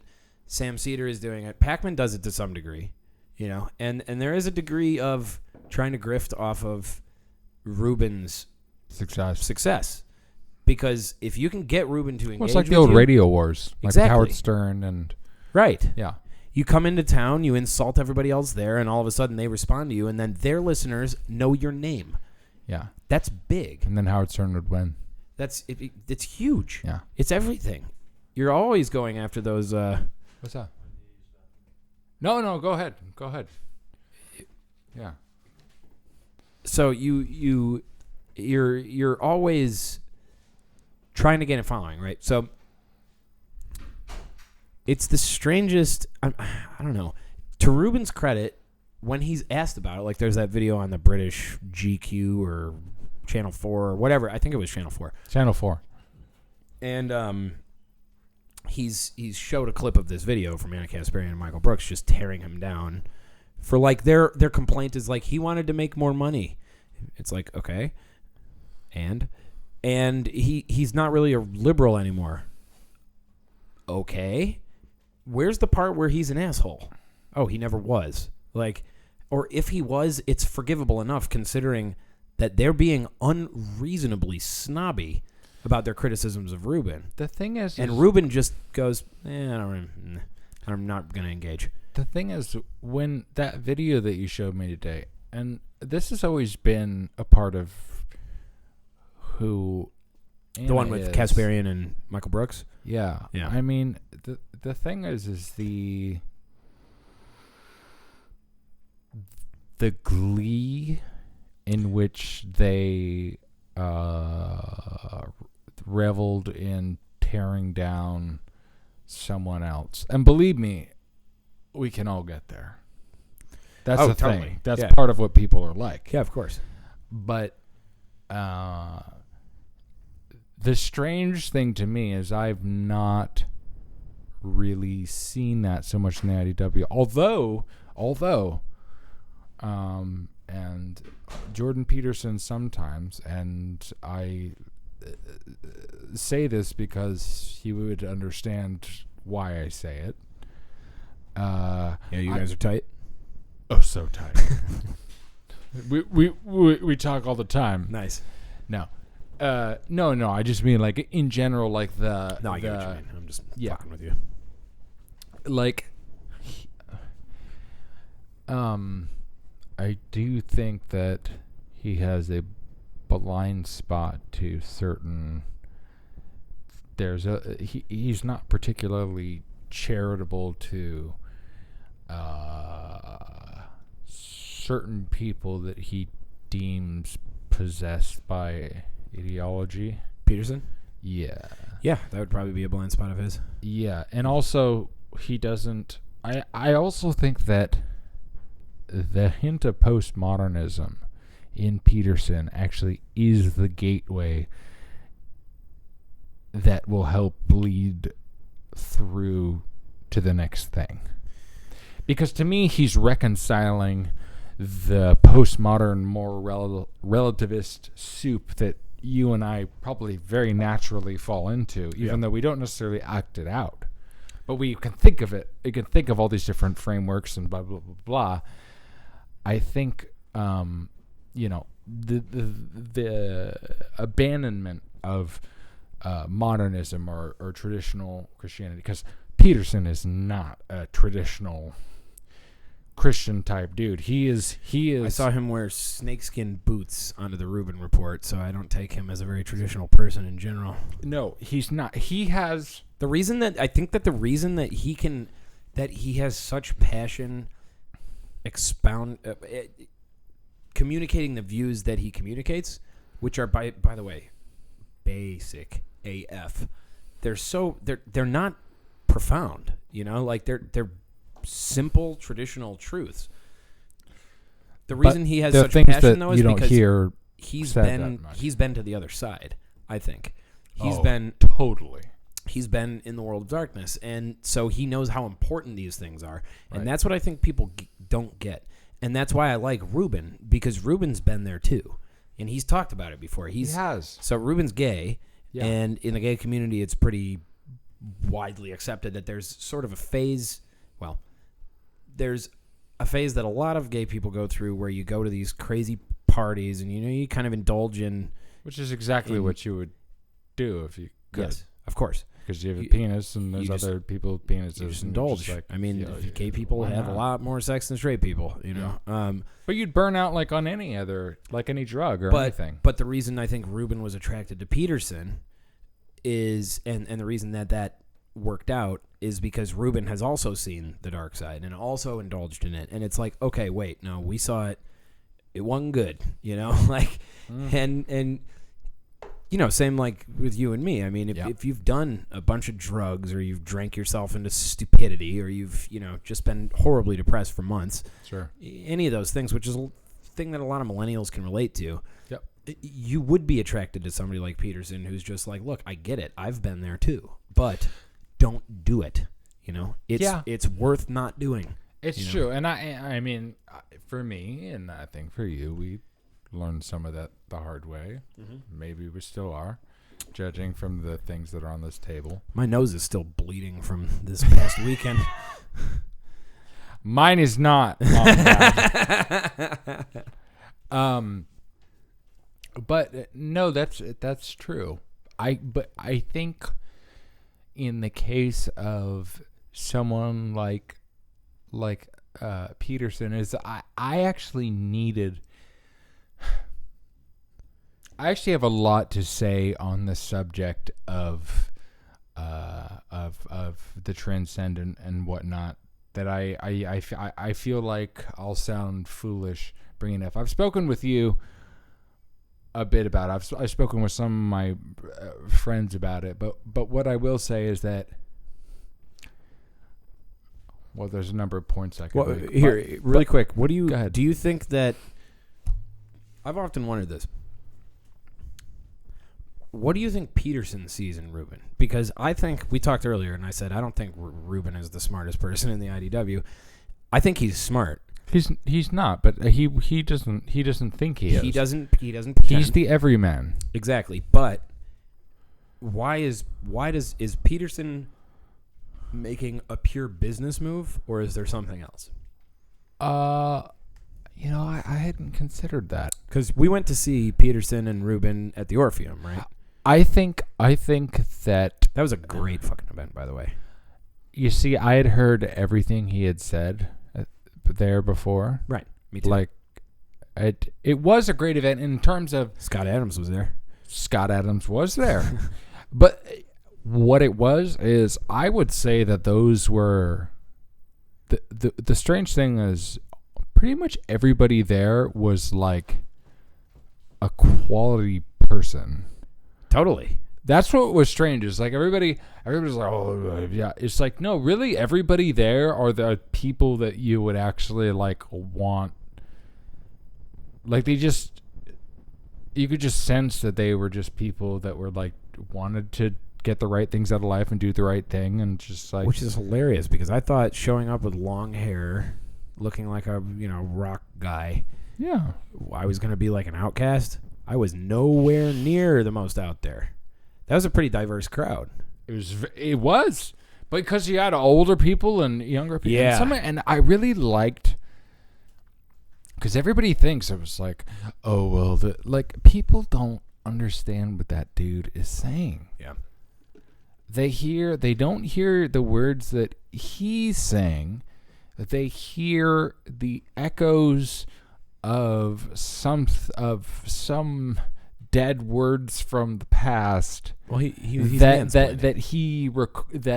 that get recalled in their minds when they hear him say certain things. Do you want to rant about Peterson for a minute? I got to pee so bad. Yeah. Well, let's stop for a minute. Actually, we'll take, because they do that on a root part, and then it goes like big dick. So that's what we're gonna do. Yeah, we're gonna pee. I'm gonna pee. I'm gonna get up and pee. Boobs.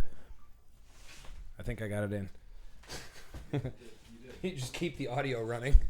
47%. Now remember to record the audio this time. I still think. No, that segment was great. Hang on. I still think that I still think that the best part of the whole thing, boobsticles. I still think that was the best part of the whole thing. Why do I wear headphones? I don't know. You never offered me any, so I just. I only had the one. You didn't tell me to bring any. I didn't. You can bring headphones. Wow, thanks. All right, next You're time welcome. I'll consider bringing them. Okay, this will change that. This makes me feel different now having headphones on. Yeah, because I took them off and I felt very inferior. I felt like you were superior earlier with the headphones. All right. Okay, last one. My parents aren't gonna be happy about it. To your parents, all right. To my parents. They raised a real mensch. That's right. I'm still talking about my parents. Well, actually, the thing is, I never took what they said seriously because, and now I'm kind of trying to out of respect. Like I'm like trying to be like, okay, all right, fine. They raised me. You know what though? I was an ingrate when I was younger. Well, me too. Because every teenager who's from the type of life that we're from is sure an ingrate because everything comes so easily. Yep. But I actually remember I got to a point where it was probably like me and my dad. My dad and I started arguing all the time, and there was a lot of and there was a lot of tension in my household, and I think it was because right around when I went to college, like a little bit before that and a little after, that was the financial crash. And I never asked him about it at the time, but when I got a little older and we had a better relationship, I asked like what happened, and my dad was just like, we lost everything. Oh, really? Yeah. And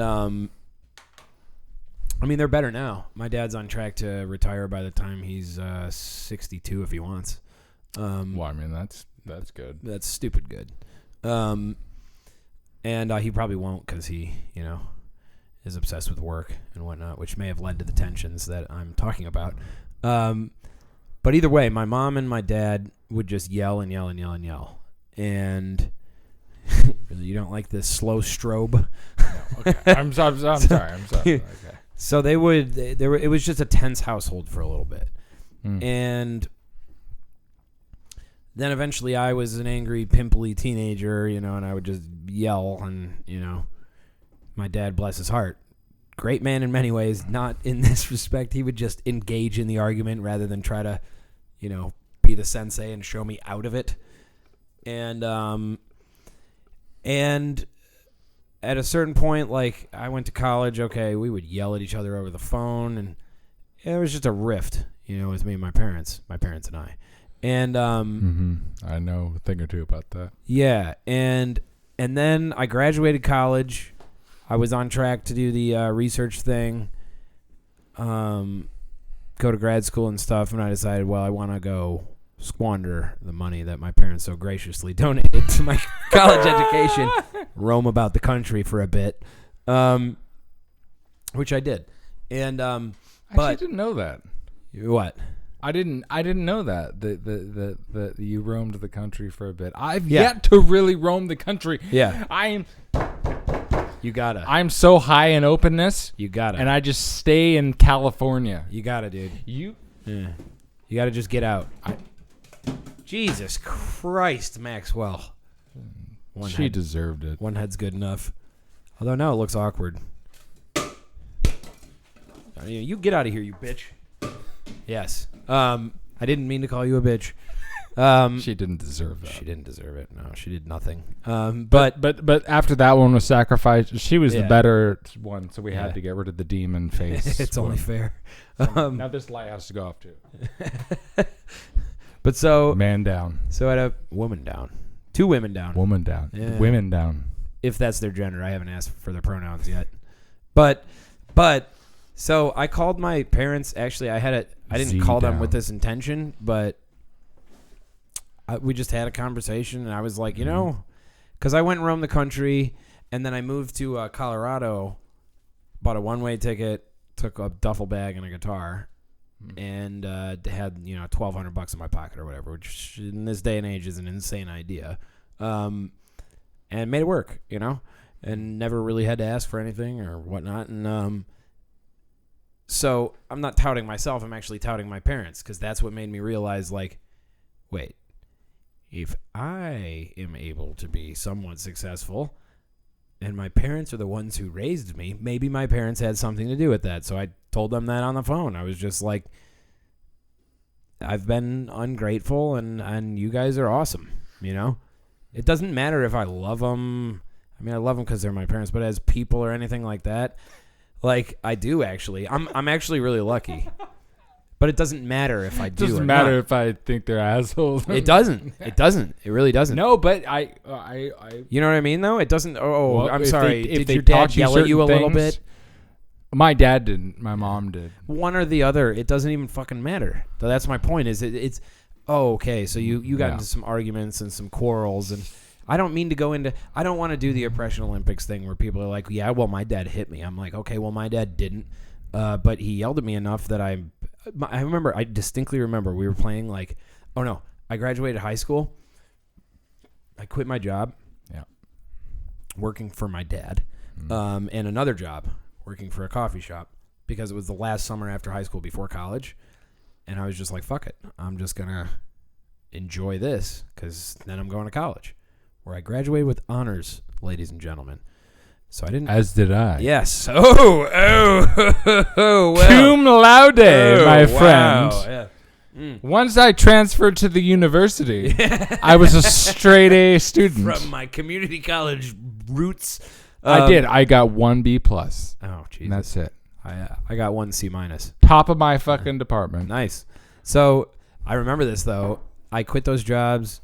See, I have to And say my that dad because was of like- my early, my My dad- insecurities as a younger man. My Okay. dad literally said this. He goes, What did he say? "You used to make me proud, but now you're a disappointment." I'm Wait, sorry. why? I'm sorry if you're watching, Dad. You are a Yeah, we're getting- fantastic father. We're getting But- into all the things. Oh, because Wait, why did you become a disappointment? honestly, I think he had his own stuff going on. Uh-huh.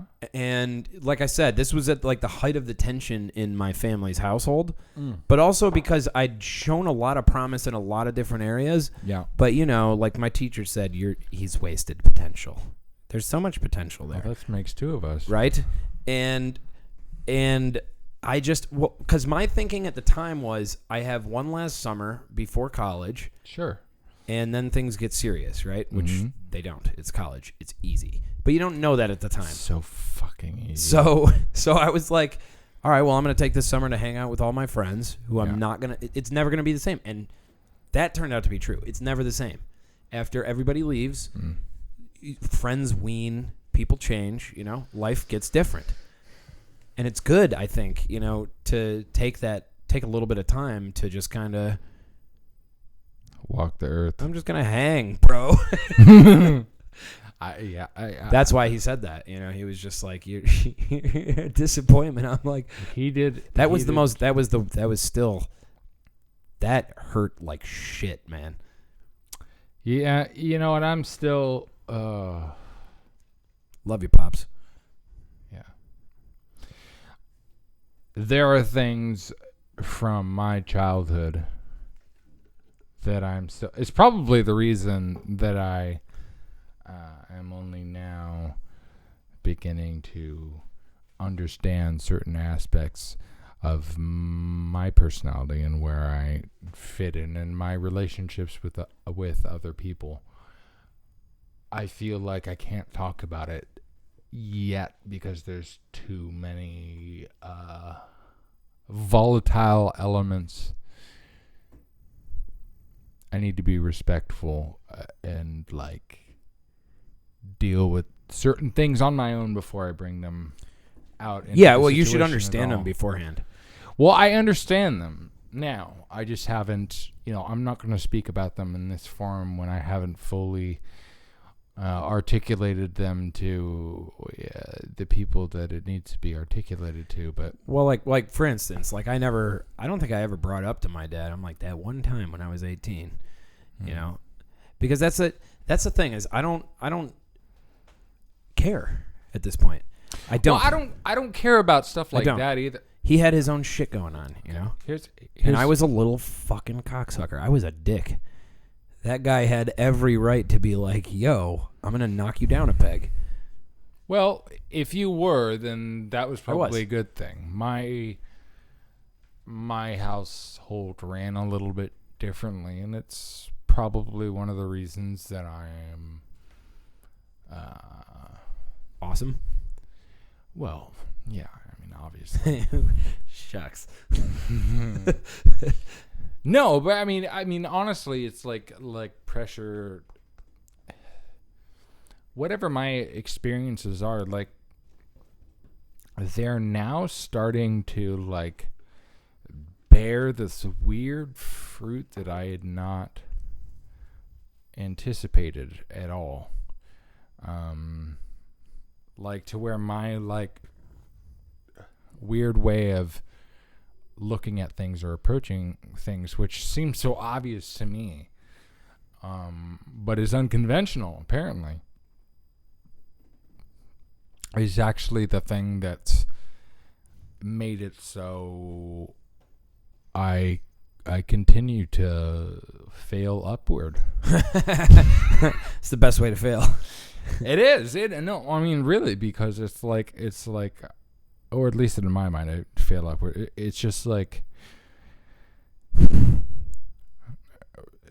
for people in different circumstances than I, to where I didn't go to the greatest school or anything like that because I was a fuck up in high school. Mm-hmm. I was. Well, so was I. What GPA did you graduate with? A 2.8. Me too. Really? Yes. But I was at the bottom of my class with a 2.8. Oh, I was in the middle-ish. Yeah, see, that's what's weird. Is that was the was bottom it a of my big high school? No, there was 80. I was like 86 of 86. Oh, really? Okay, so my class was 500 or 600. Okay. Yeah. Well, in that class, that makes big more old sense. Sample. I mean, you see, the thing is, I went back and I looked at my grades. I felt like I got out of there with a fucking 2. Yeah. You know what I'm saying? Like, just because felt bad about the whole experience. Yeah, the whole thing has always been he's so smart, blah blah blah blah blah. Why doesn't he? Anything like that. And then actually now I realize that wasted potential. It's just wasted potential. Yeah. Thanks, It's not gonna be wasted now. Like, it's like I had in college, I took a Spanish 1 class, and I was so stoned every time I went to this class. I would just be like, mi hablo and taco. And like my teacher literally in front of, we had this oral part of the final exam. I skip class all the time. And on the final exam, I was with 4 other students, and she pointed me out directly, and it's just like, because she's, asking me the questions, and I have no idea how to speak Spanish at the end of the semester. And she's like, why are you blowing your opportunity? You're a smart kid, and you're always fucking high, and just right in front of other students. I was like, dear God. I was never high in high school. This is college. So. Oh, college. Oh, it's like first year of college. That's a different thing. I remember getting in. I remember when they stopped selling Four Locos. Oh, I went down and I got a bunch of Four Locos, and I remember I drank at least one, but I think I was like 2 Four Locos, and then I went to my psychology or philosophy of sexuality class. And we had it was the worst. This professor was the worst. He was this mess of a guy. He had no plan. It's like he's teaching philosophy of sexuality. How much of a plan do you need? Yeah, but like I looked at his credentials, like I looked him up. It's like he started at like some Ivy League school. He taught there, and then he went down to UCLA, and then he went down. He went all the way down. Keeps he working just kept down. going down till he was he at a San drunk or Francisco what? State with me. He was a drunk. He was a drunk. Okay. And like this weird, skinny, like hippie, whatever. He liked just talking about sex and all these things. Just weird, just like, one of those like baby boomer guy. He never left the 60s. Yeah, man, come on. His brain, as his credentials went down and he got into lower and lower tier universities, which is like worse students as alcoholism continued to increase. All right, yeah. So, of course, I came in this one time, and I only did this a couple times. I went to school high a number of times. I didn't go but drunk mostly, many times. Yeah, there was only a couple times I went drunk, but I showed up with some Four Locos in me. The power of the Four Locos. And I ripped this guy to shreds. Really? Well, with Four Locos on your side. I more so than anybody else. Well, the thing is that he was not able to keep like control of the conversation. Like it was sort of like he would get lost. Like he was like I was sort of like at a certain. Anyways, like whatever. Dude, I had a teacher in high school who was this old tenured chemistry teacher, and he would be giving us a chemistry equation, and he would walk out in the middle of the equation. Like it was so weird. I have no idea what happened to this guy, but he'd be like, and the equation for this is yada yada yada. Walk out of the room. Out of the room. There was like a closet that he could go into to get something, presumably, which he never returned with anything. So I don't know where he went. But he just came back in and kept going as if nothing happened. And my assumption now is that he was probably just extremely bored. So he was just he's like, screw it. Screw it. Yes. We had a Four Locos party, dude. Yeah. In college when it went out of when they made it illegal, which fuck that. Let's keep it on the shelves. Kill all these idiot kids who are stupid enough to drink it. The only time I didn't get Four Locos until I heard that they were gonna like outlaw it. I never had it. My buddy was like, "Let's do it." We literally bought the liquor store out and threw a party. And at this party, several things happened. One, this girl who's I'll probably never run into her again. So her name's Katrina, and we called her Hurricane Katrina because she drank like. Okay, everybody had one. There was plenty Four Loko left, so everybody's on their second or third, just getting belligerent. I'm sitting on a couch in the middle of the party. This girl just mounts me and starts going for it. And I'm like, oh, okay. You know, I'm not saying no because I'm a gentleman, you know? Yeah, and of course. I don't want to give the wrong impression or anything like that. But, you know, eventually that ends.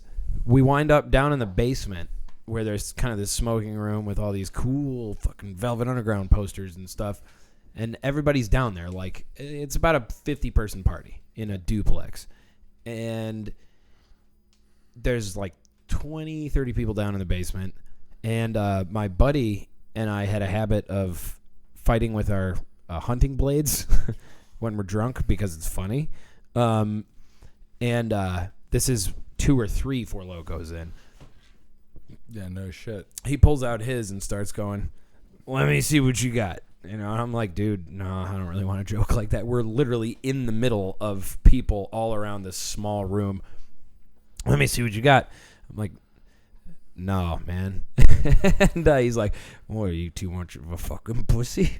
And I'm like, no. So I whip out my knife, and then the crowd gets slightly uncomfortable, as you might imagine. The dude ends up, we kind of wave blades at each other, and people are like, stop, what the hell are you doing? Wave blades at each other. His blade ends up going through my shirt, but not actually getting my skin somehow. Okay. Yeah, through my shirt. Okay, so 2 more things happened this night.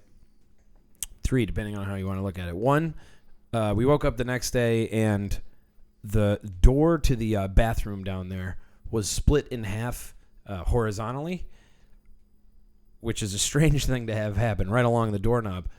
We pieced it together from various sources and found out one of us had thrown the other through the door when it was locked and someone was in there.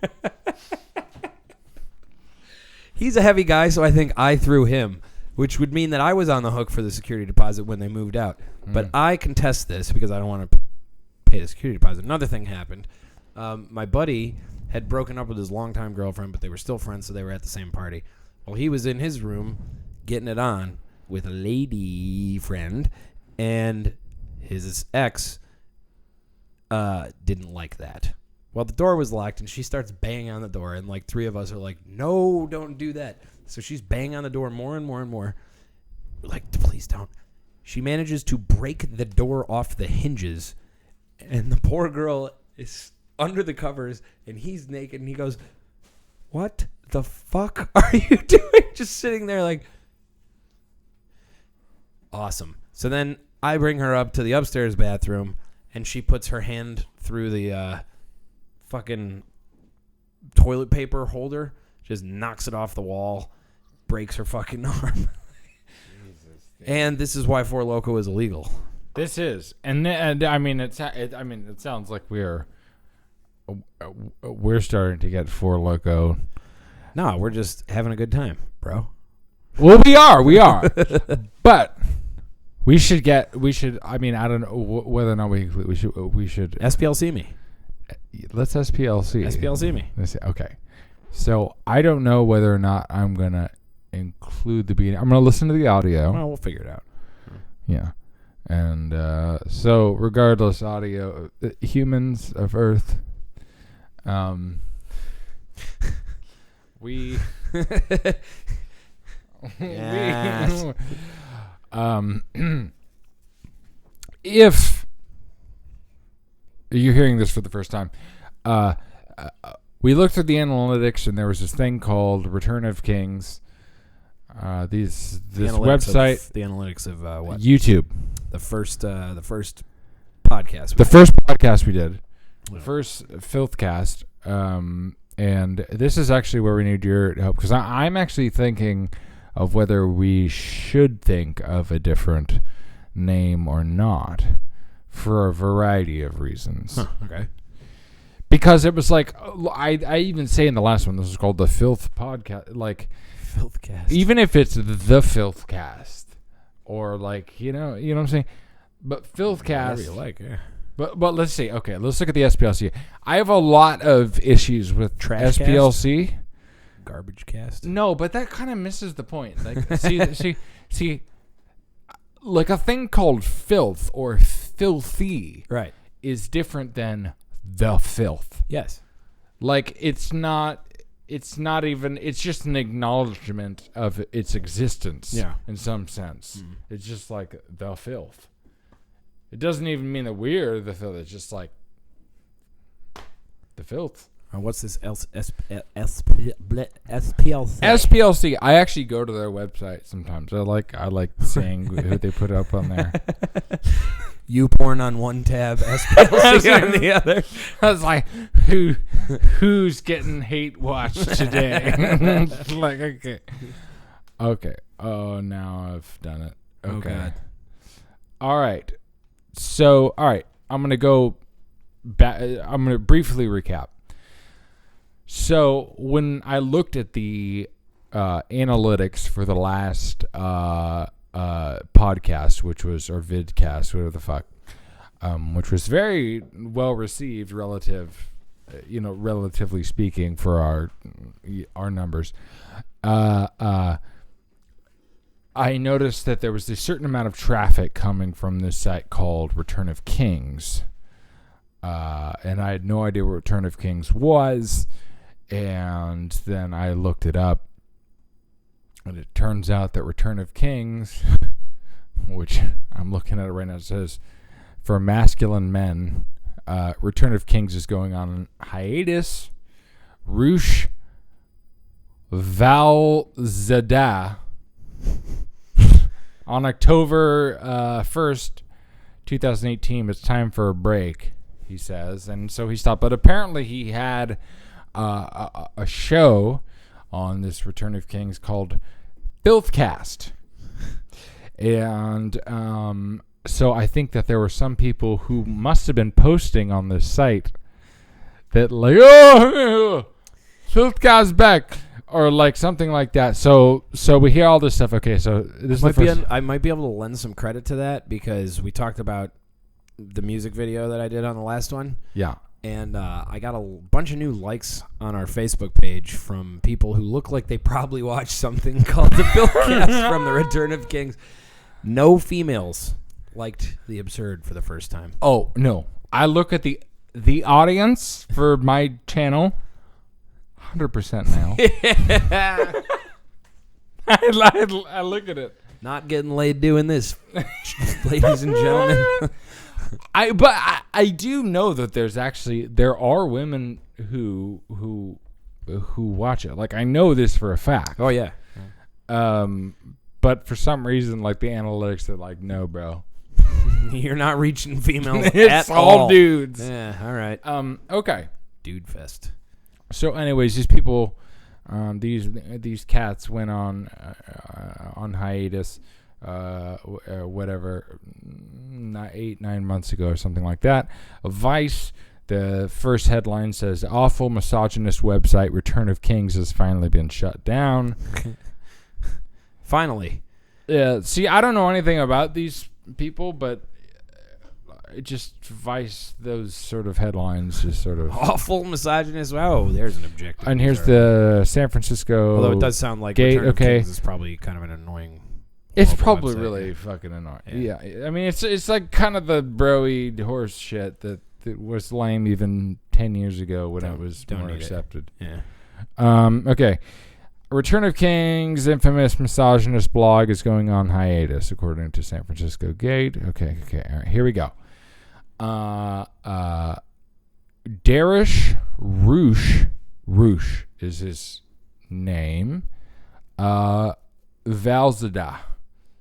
And he's in the extremist files in the Southern Poverty Law Center. Now, I should point out, I don't know anything about this individual whatsoever.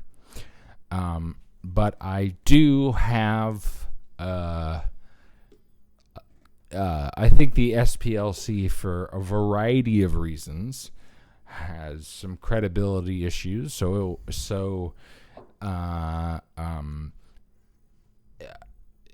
there are many people who they deem extremists, who I would completely agree are, and then there is also this element of supply and demand.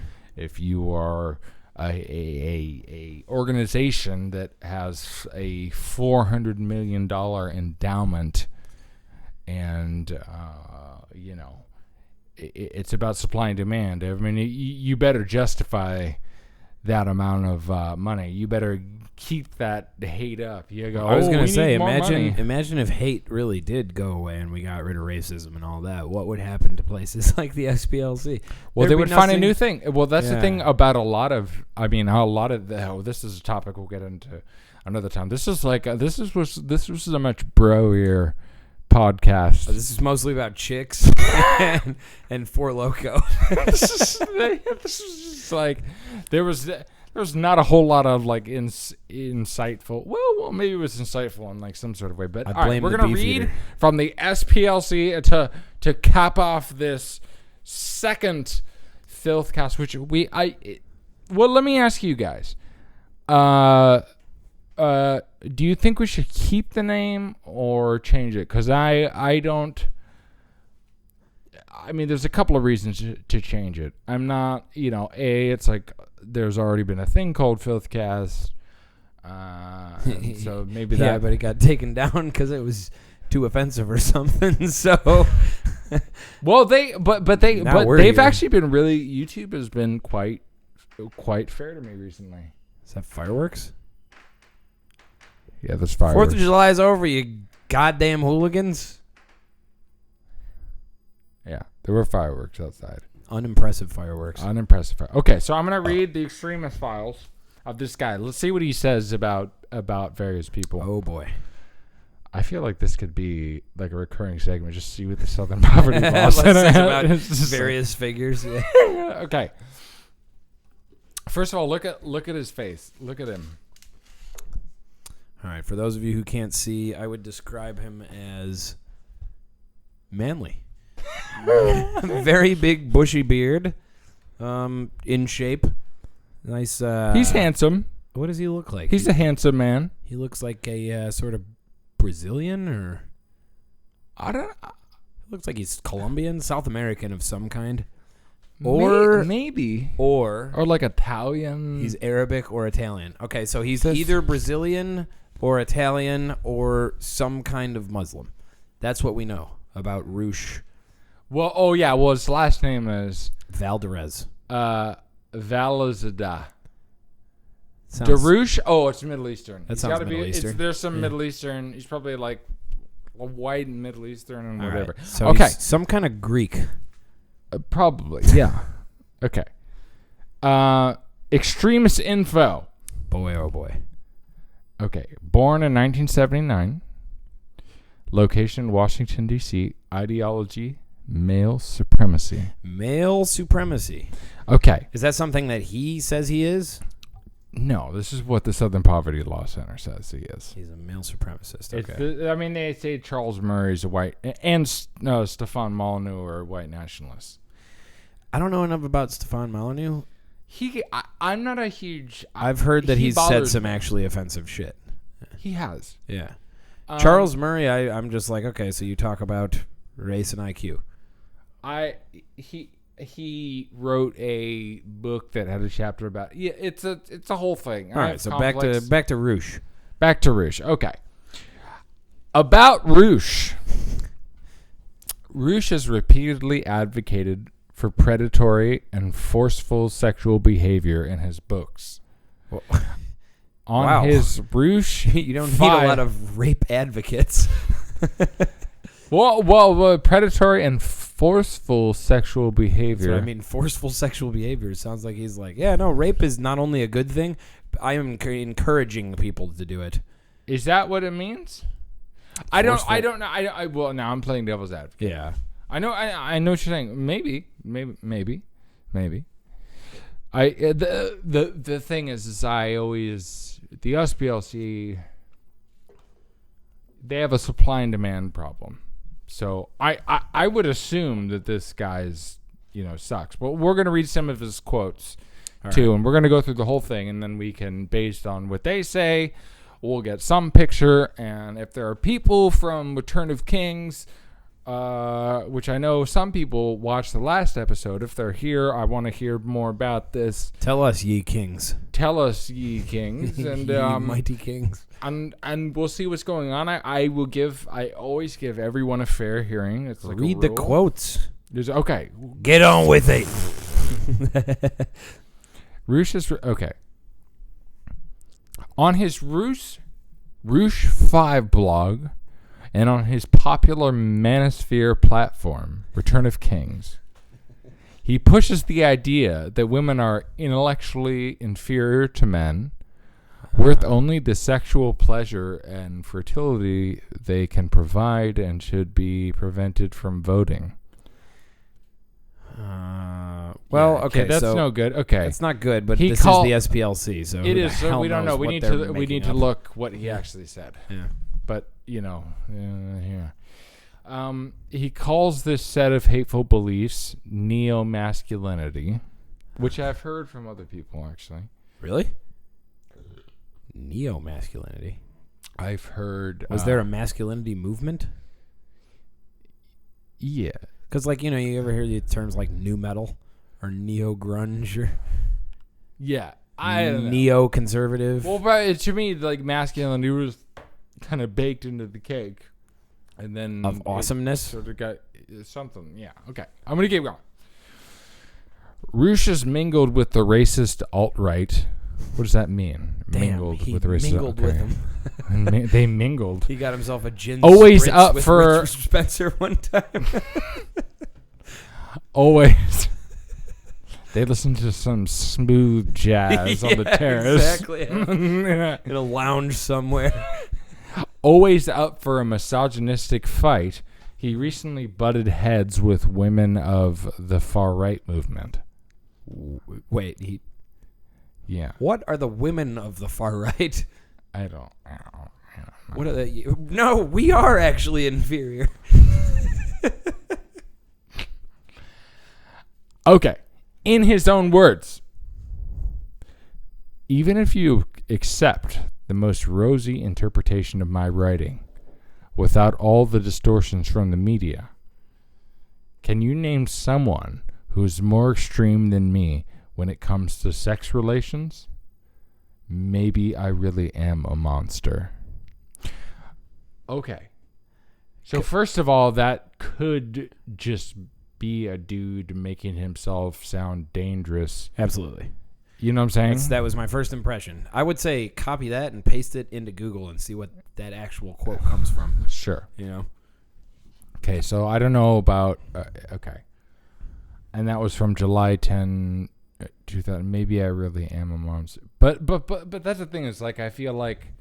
That's a Papa Roach lyric. I'm a pretty sure. monster. That's what I mean. I'm pretty sure that's a lyric to songs that I listened to when I was 14. Maybe I am a monster. I think a lot of people are... Like, it scares me more... I don't mean this about this dude. I haven't done any due diligence on this individual. But I would say that, I mean, oftentimes, dudes can be monsters. People can be fucking monsters. Anybody can be a monster. But, like, it's also going to be part of you, and you just, like, know how to, like...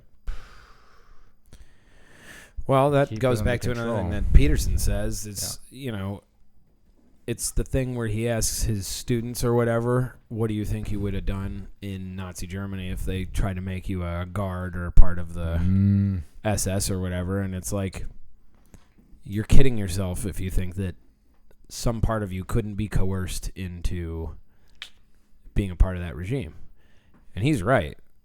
True. Because in order to grasp the human condition, you have to understand the extent to which your inclination to be evil and malevolent goes, But anyway, I mean, this guy, he just kind of seems like dude, okay, so this Let's keep guy, going. I know, read more, but also, like, just as a comment, like, that Vice headline cracks me up. It's like the Return of Kings finally shut down. It's like, who the hell was out picketing in the streets?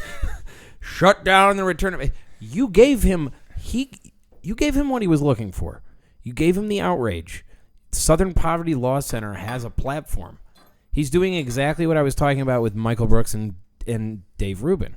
You're trying to get somebody who has a platform to give you a voice, even if it's adversarial in its relationship. It's like, I would have never known who the hell this dude was. I guarantee you his ideas are uninteresting.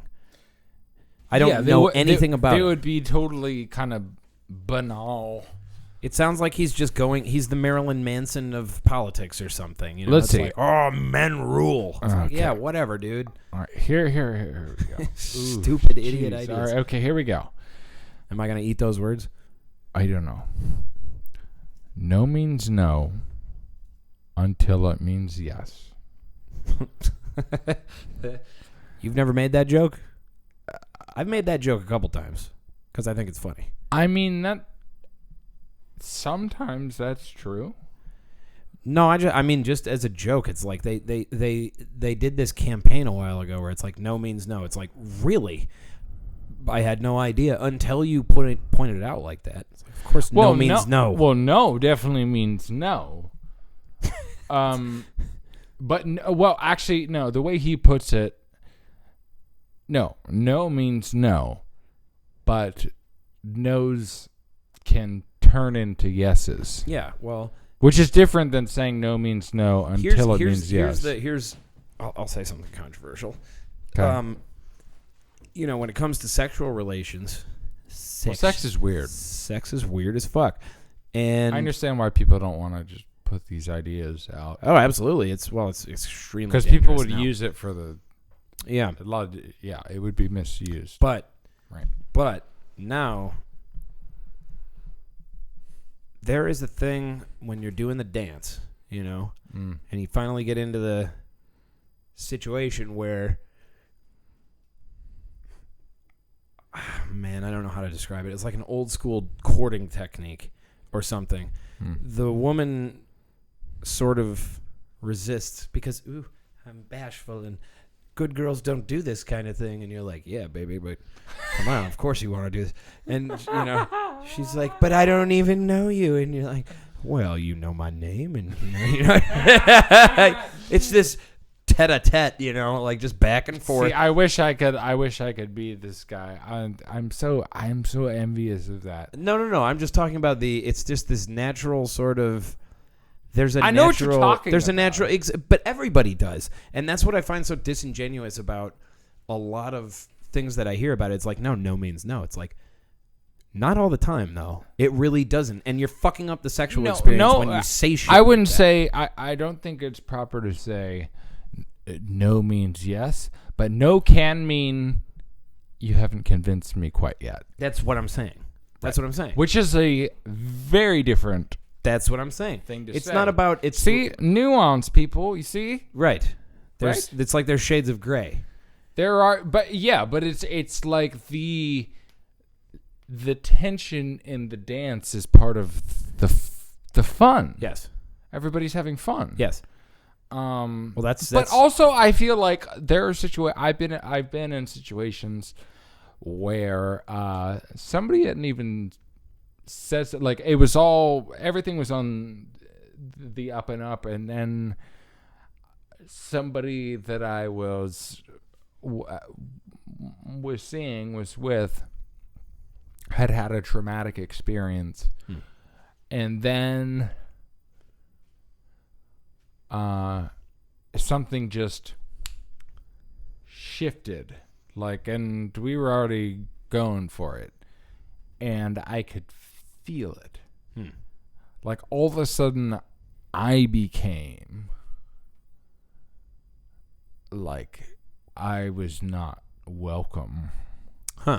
But it was like I could feel like I was like nothing really changed. I could feel like her energy shift, and all of a sudden it made me like I felt I had almost and I'm not blaming her for this, but like it's almost like I had all of a sudden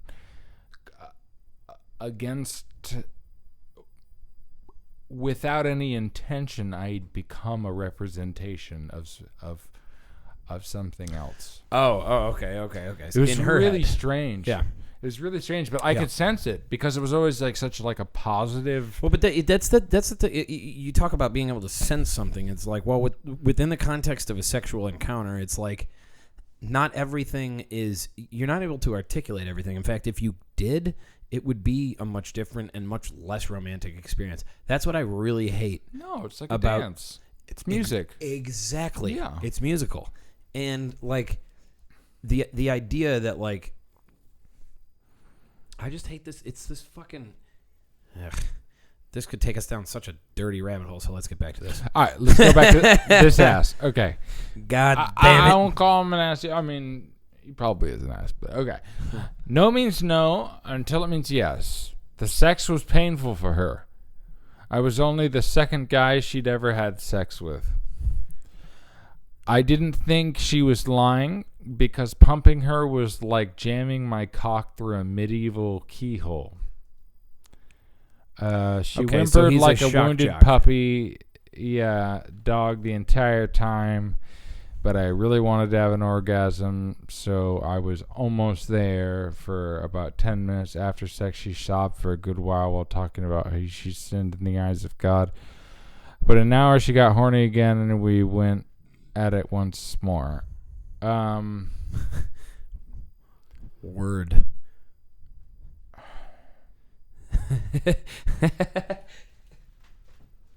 What the hell is this SPLC doing with that quote? It's just on their page. What does it look like? Like it's just. I mean, look at it. It's just a quote from the self-published book 30 Bangs: The Shaping of One Man's Game. From Patient Mouse to Rabid Wolf. Okay. So this guy sounds like a guy who I wouldn't really want to run with. No, but also again, I see like with most. I have a visceral reaction to this that I don't. This dude sort of, he bugs me, but like I see the complexities that he's pointing at. I mean, he's right. He's playing with the nuance, and he's deliberately trying to be shock jockey. Yeah, that's the other important thing to evoke a reaction, the extent to which he's trying to provoke. Yeah, because a lot of people I've really liked have been provocateurs. I was not a fan until that. That last sentence makes it a little bit more. But then there are women who also say like that sometimes they're confused about the blah, blah, blah. And I think it's good that that's now part of the conversation, because certainly, for me, I wouldn't have considered that there could be that kind of complexity there. It's just like, oh, well, now she wants to fuck again. It's like, but it seems like there isn't a lot of grace allowed on the male side either. There's like this assumption that, dudes are just these like pigs, and like we are, but we can be more than that.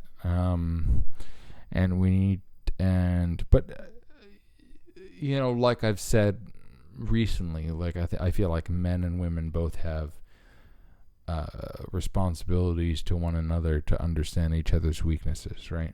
Yeah. You know what I mean? It's absolutely. Just like there are women, like now I understand, like one of the very good things about the whole Me Too thing was, there were aspects of it I really didn't like. But it made me think about things and be like, because as a guy, you might not think, oh, well, I know I'm not going to do anything. I'm not going to, if she doesn't want to do anything, it's like, fine. Like, I know that, but she doesn't know that. I'm much bigger than her. I'm much more powerful than her. With Me Too, I'm totally for the idea that we should create for ourselves a culture where it is not taboo or frowned upon for a woman to come forward with a credible story.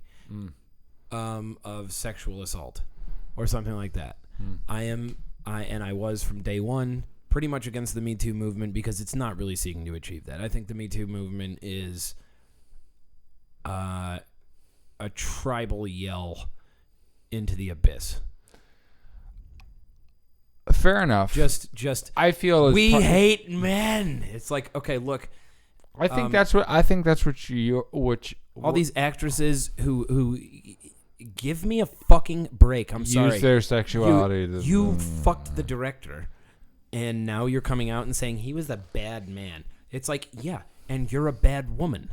I'm not saying that everybody who has said anything relating to Me Too is in that situation, but there's an abundance of those kind of stories. I would say. You think Harvey Weinstein was a rapist or a sexual predator? Because he was for sure a predator, and he's a dirtbag.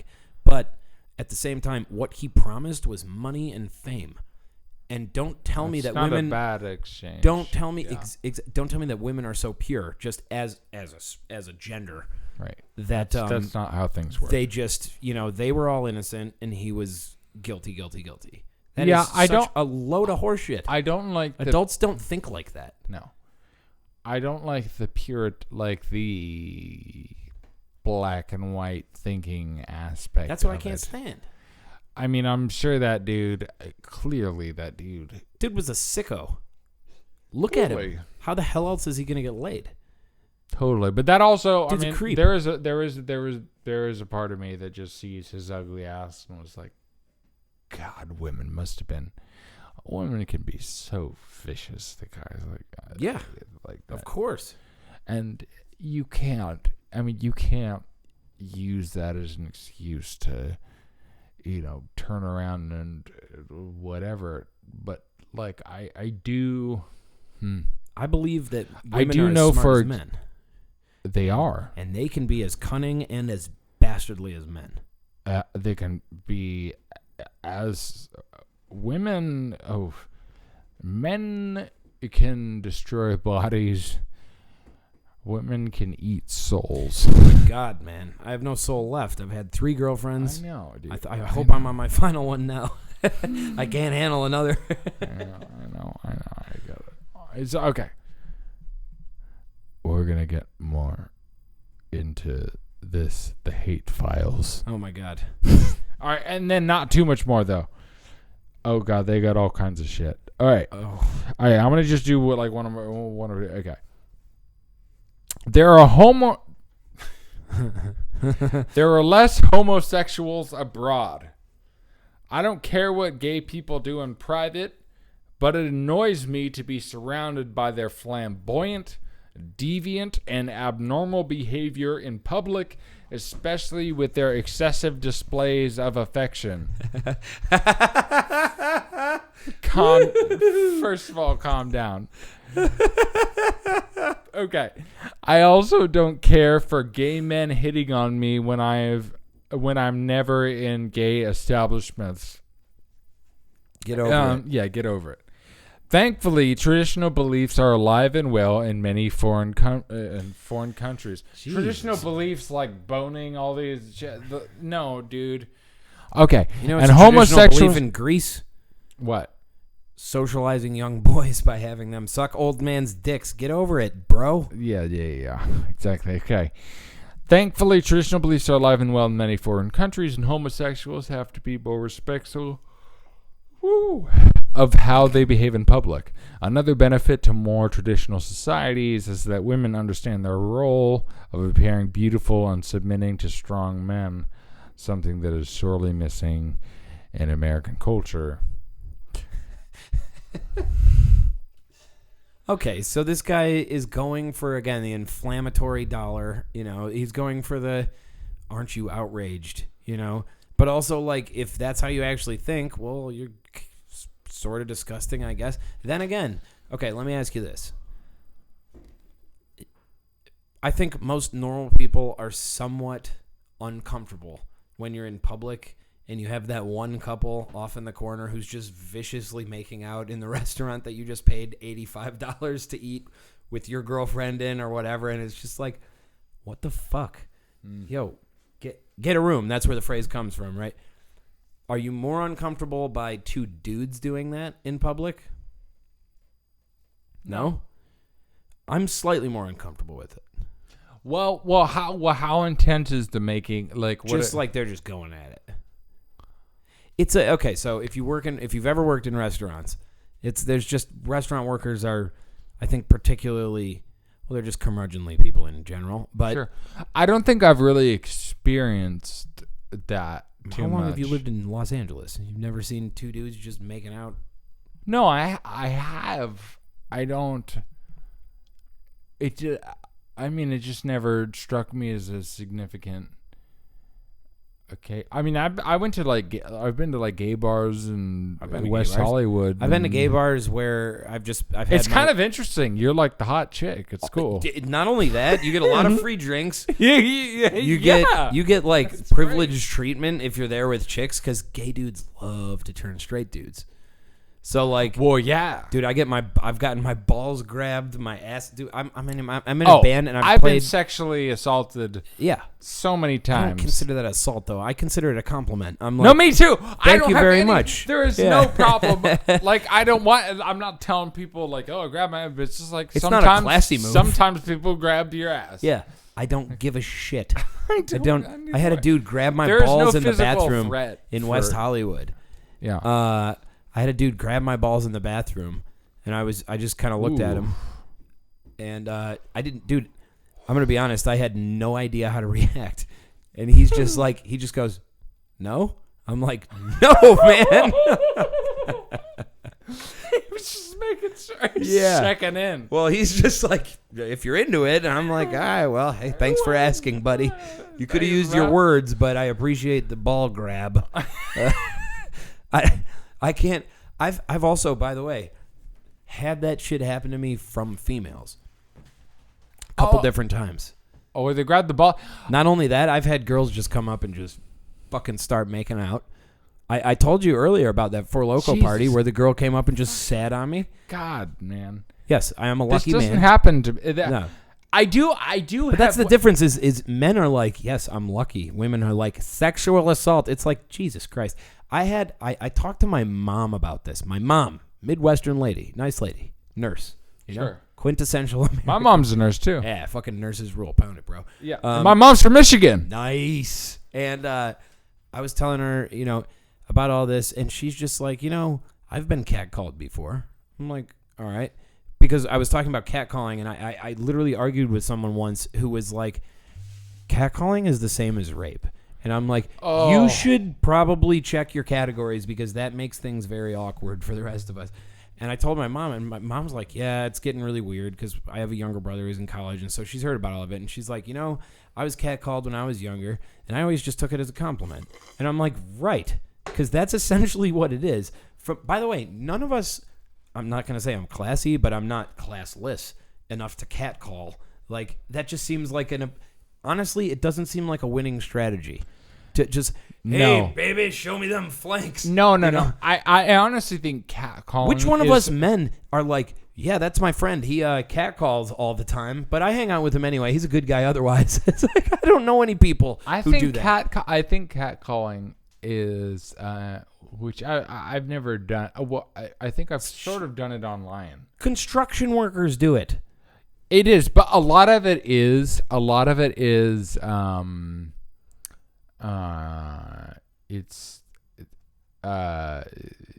it's bonding with the other guys. Oh, there's a lot of that, yeah. There's a lot of that, and it's also I feel like there's a lot of dudes who maybe there's not much going on with them sexually, and it's just like a, relatively speaking, innocent, I wouldn't say innocent, but a reasonably non-destructive way of expressing the way that we feel. Because, like, that's the thing is, it's like, I feel like men are so domesticated now. Like, we learned so early to, like, clamp down on our impulses sexually so that, like, society can work.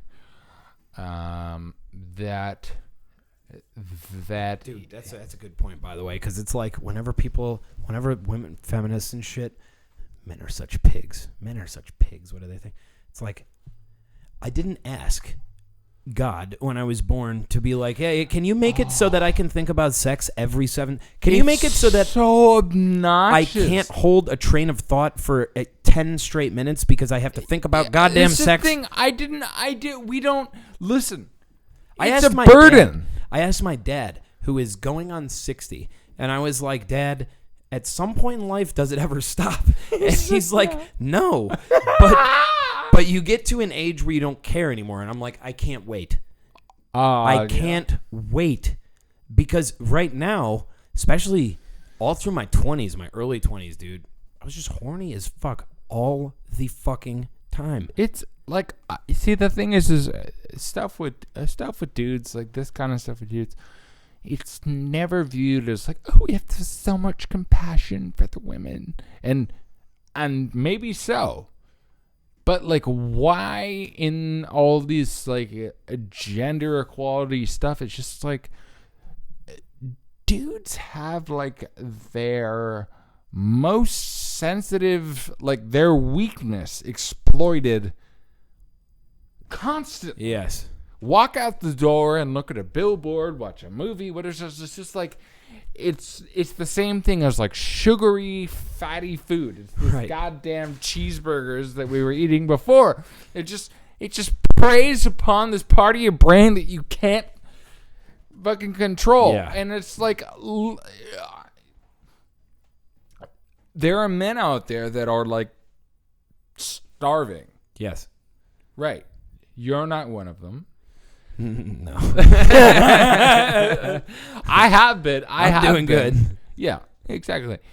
I have been, and I've not been, and just all in between. Usually in between. You're Italian royalty, man. You'll be fine. I know I'll be fine. But It's a true story. I do just fine. Well, stop. Okay, I'm sorry. All right, we're still talking about Roosh Valderez. Okay. Valdureza. Roosh Gutierrez. I saw women wholly unconcerned with their own safety and the character of men they developed intimate relationships with. I saw women who voluntarily numb themselves with alcohol and other drugs in social settings before letting the direction of the night's wind determine who they would follow into a private room. I saw women who, once feeling awkward, sad, or guilty for a sexual encounter they didn't fully remember, call upon an authority figure to resolve the problem by locking up her previous night's lover in prison or ejecting him from school. I thought about this problem, and I'm sure I have the solution: make rape legal if done on private property. I propose that we make the violent taking of a woman not punishable by law when done on public grounds. Is he like? I was sort of like, I was like, okay, where's he going? Where is this coming from? Where is this? What doesn't it describe what it? It says how to stop rape at rooshv.com, which is not. Make it legal. Then there's no just such thing. Make it not. It's fine. Come on, unless you're doing it in public, which is what animals do. Yeah. If you're doing it in your own home. Yeah. See, in the beginning, he's saying things that he may have seen that. I mean, most things are, again, things are so fucking complicated. You can't just distill anything, and I have the same criticism of a lot of like feminist ideas. It's just like it's so oversimplified. Sex is just one of those realms that's just so complicated. I think sex is one of those realms that the way that we're having the discussion, it's like children trying to talk about Socratic philosophy. It's just we're all so fucking ignorant to the ways that human psychology and sexuality and physiology actually works. We don't have it all worked out, you know. Half of these people who criticize this, like, I watched a hilarious interview with David Pakman on Jesse Lee Peterson's show. You know Jesse Lee Peterson? I saw that. My favorite Jesse Lee Peterson meme is, "You're angry, you're selfish, you got no respect for God." And like, it was the second interview. He got kicked off the first time, but Pakman went on a second time. And Jesse Lee Peterson asked him, "Are you married?" And he says, "No." "Do you have kids?" "No." "Do you date?" "Yeah." "Okay." This dude, I mean, I don't know how old Pakman is. I assume he's probably late 30s, early 40s, whatever. I'd say he's about 37. Something like that. I'm good at that game. I'm like, dude, you still haven't figured it out. Where the fuck do you get off moralizing? You know, where do these people are like, by and large, kind of unsuccessful in their relationship lives, and they want to tell everybody else how morality should work. It's like, well, you haven't taken the dive. You haven't figured it out.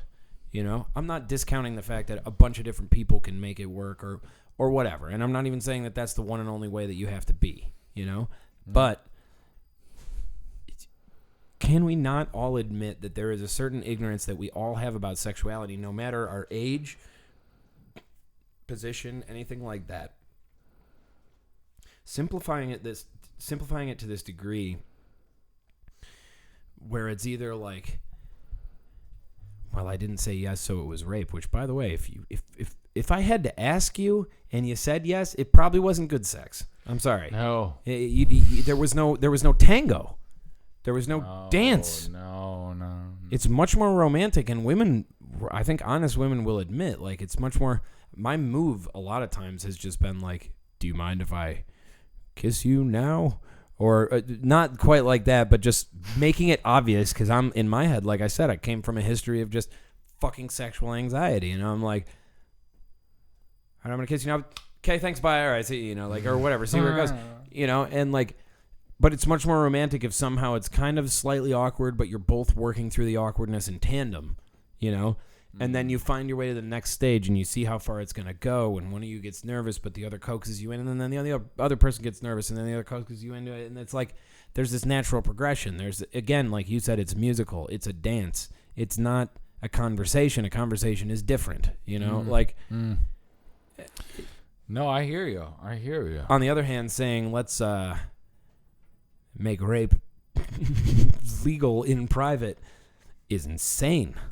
It is insane. I wonder the extent to which he's being a provocateur. But well, that's a provocateur with. I mean that has like real world consequences. Totally, but you know, look, if anybody's taking him seriously and he's being a provocateur, then that's on them. Southern Poverty Law Center doesn't give you any context for any of these quotes, and that's what I really hate about it. But they paint enough of a picture of him that, you know. But then if you took the worst quotes from Milo, he would seem like a terrible person. Sure. Frankly, I think he's just kind of a... His father's Iranian and an Armenian mother, grew up in Maryland, blah, blah, blah, studied microbiology. Roosh described himself as a late bloomer who looked 12 years old when he was 18. Not knowing how to get laid, he was advised to befriend women to seduce them. After he failed to find women willing to sleep with him in his senior year of college, he discovered pickup artist PUA online, a community of men who give advice to other men on how to get women. Because this sounds like the goddamn movie I'm making. Well, it's a trope at this point. This is a type. It is a trope. Yeah. It is a trope. I'm making... It's amazing how little sympathy we have as a society for men who have struggled their entire lives and wound up, you know, kind of douchebags, frankly. You know, it's like, but women who are bitches and, you know, gay guys, and they had a tough upbringing. It's like, you have no idea if you're not one of these dudes who had to struggle with it when you were younger, what that does. That fucks you up, people dude. up. It fucks dudes up severely.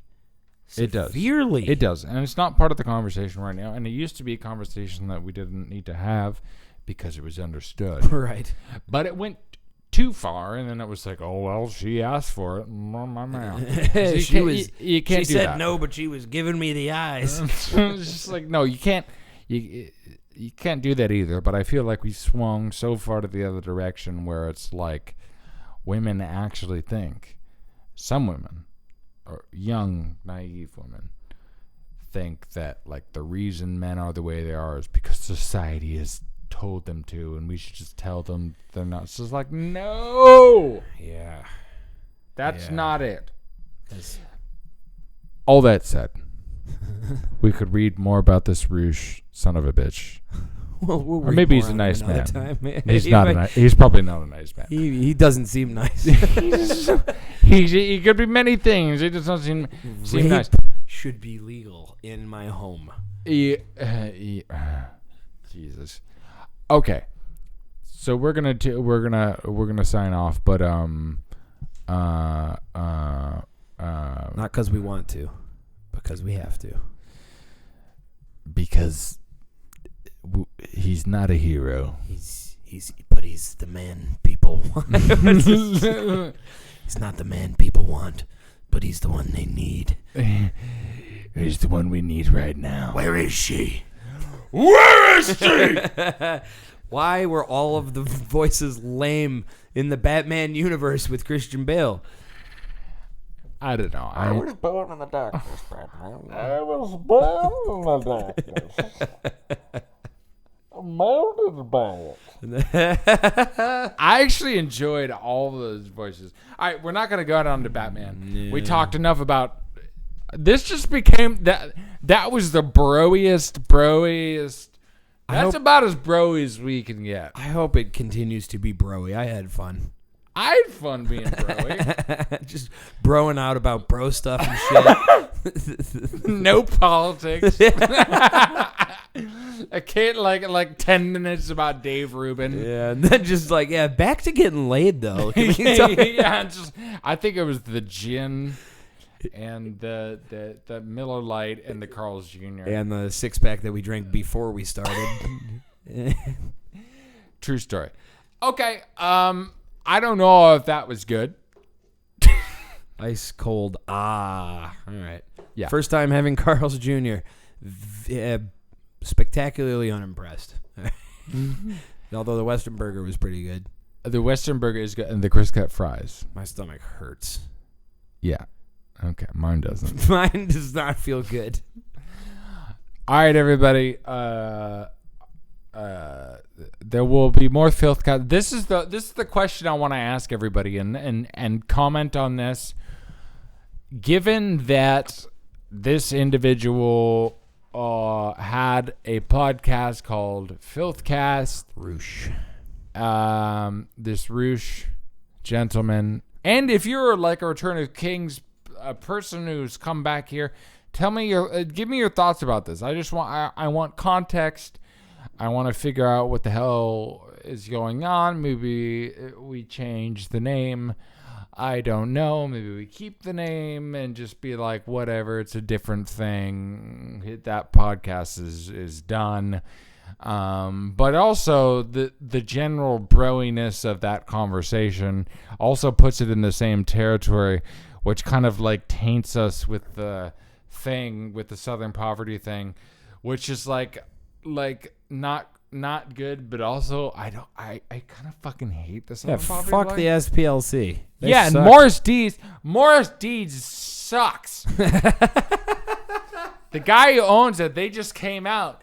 SPLC is so racist. Shit. It's shit.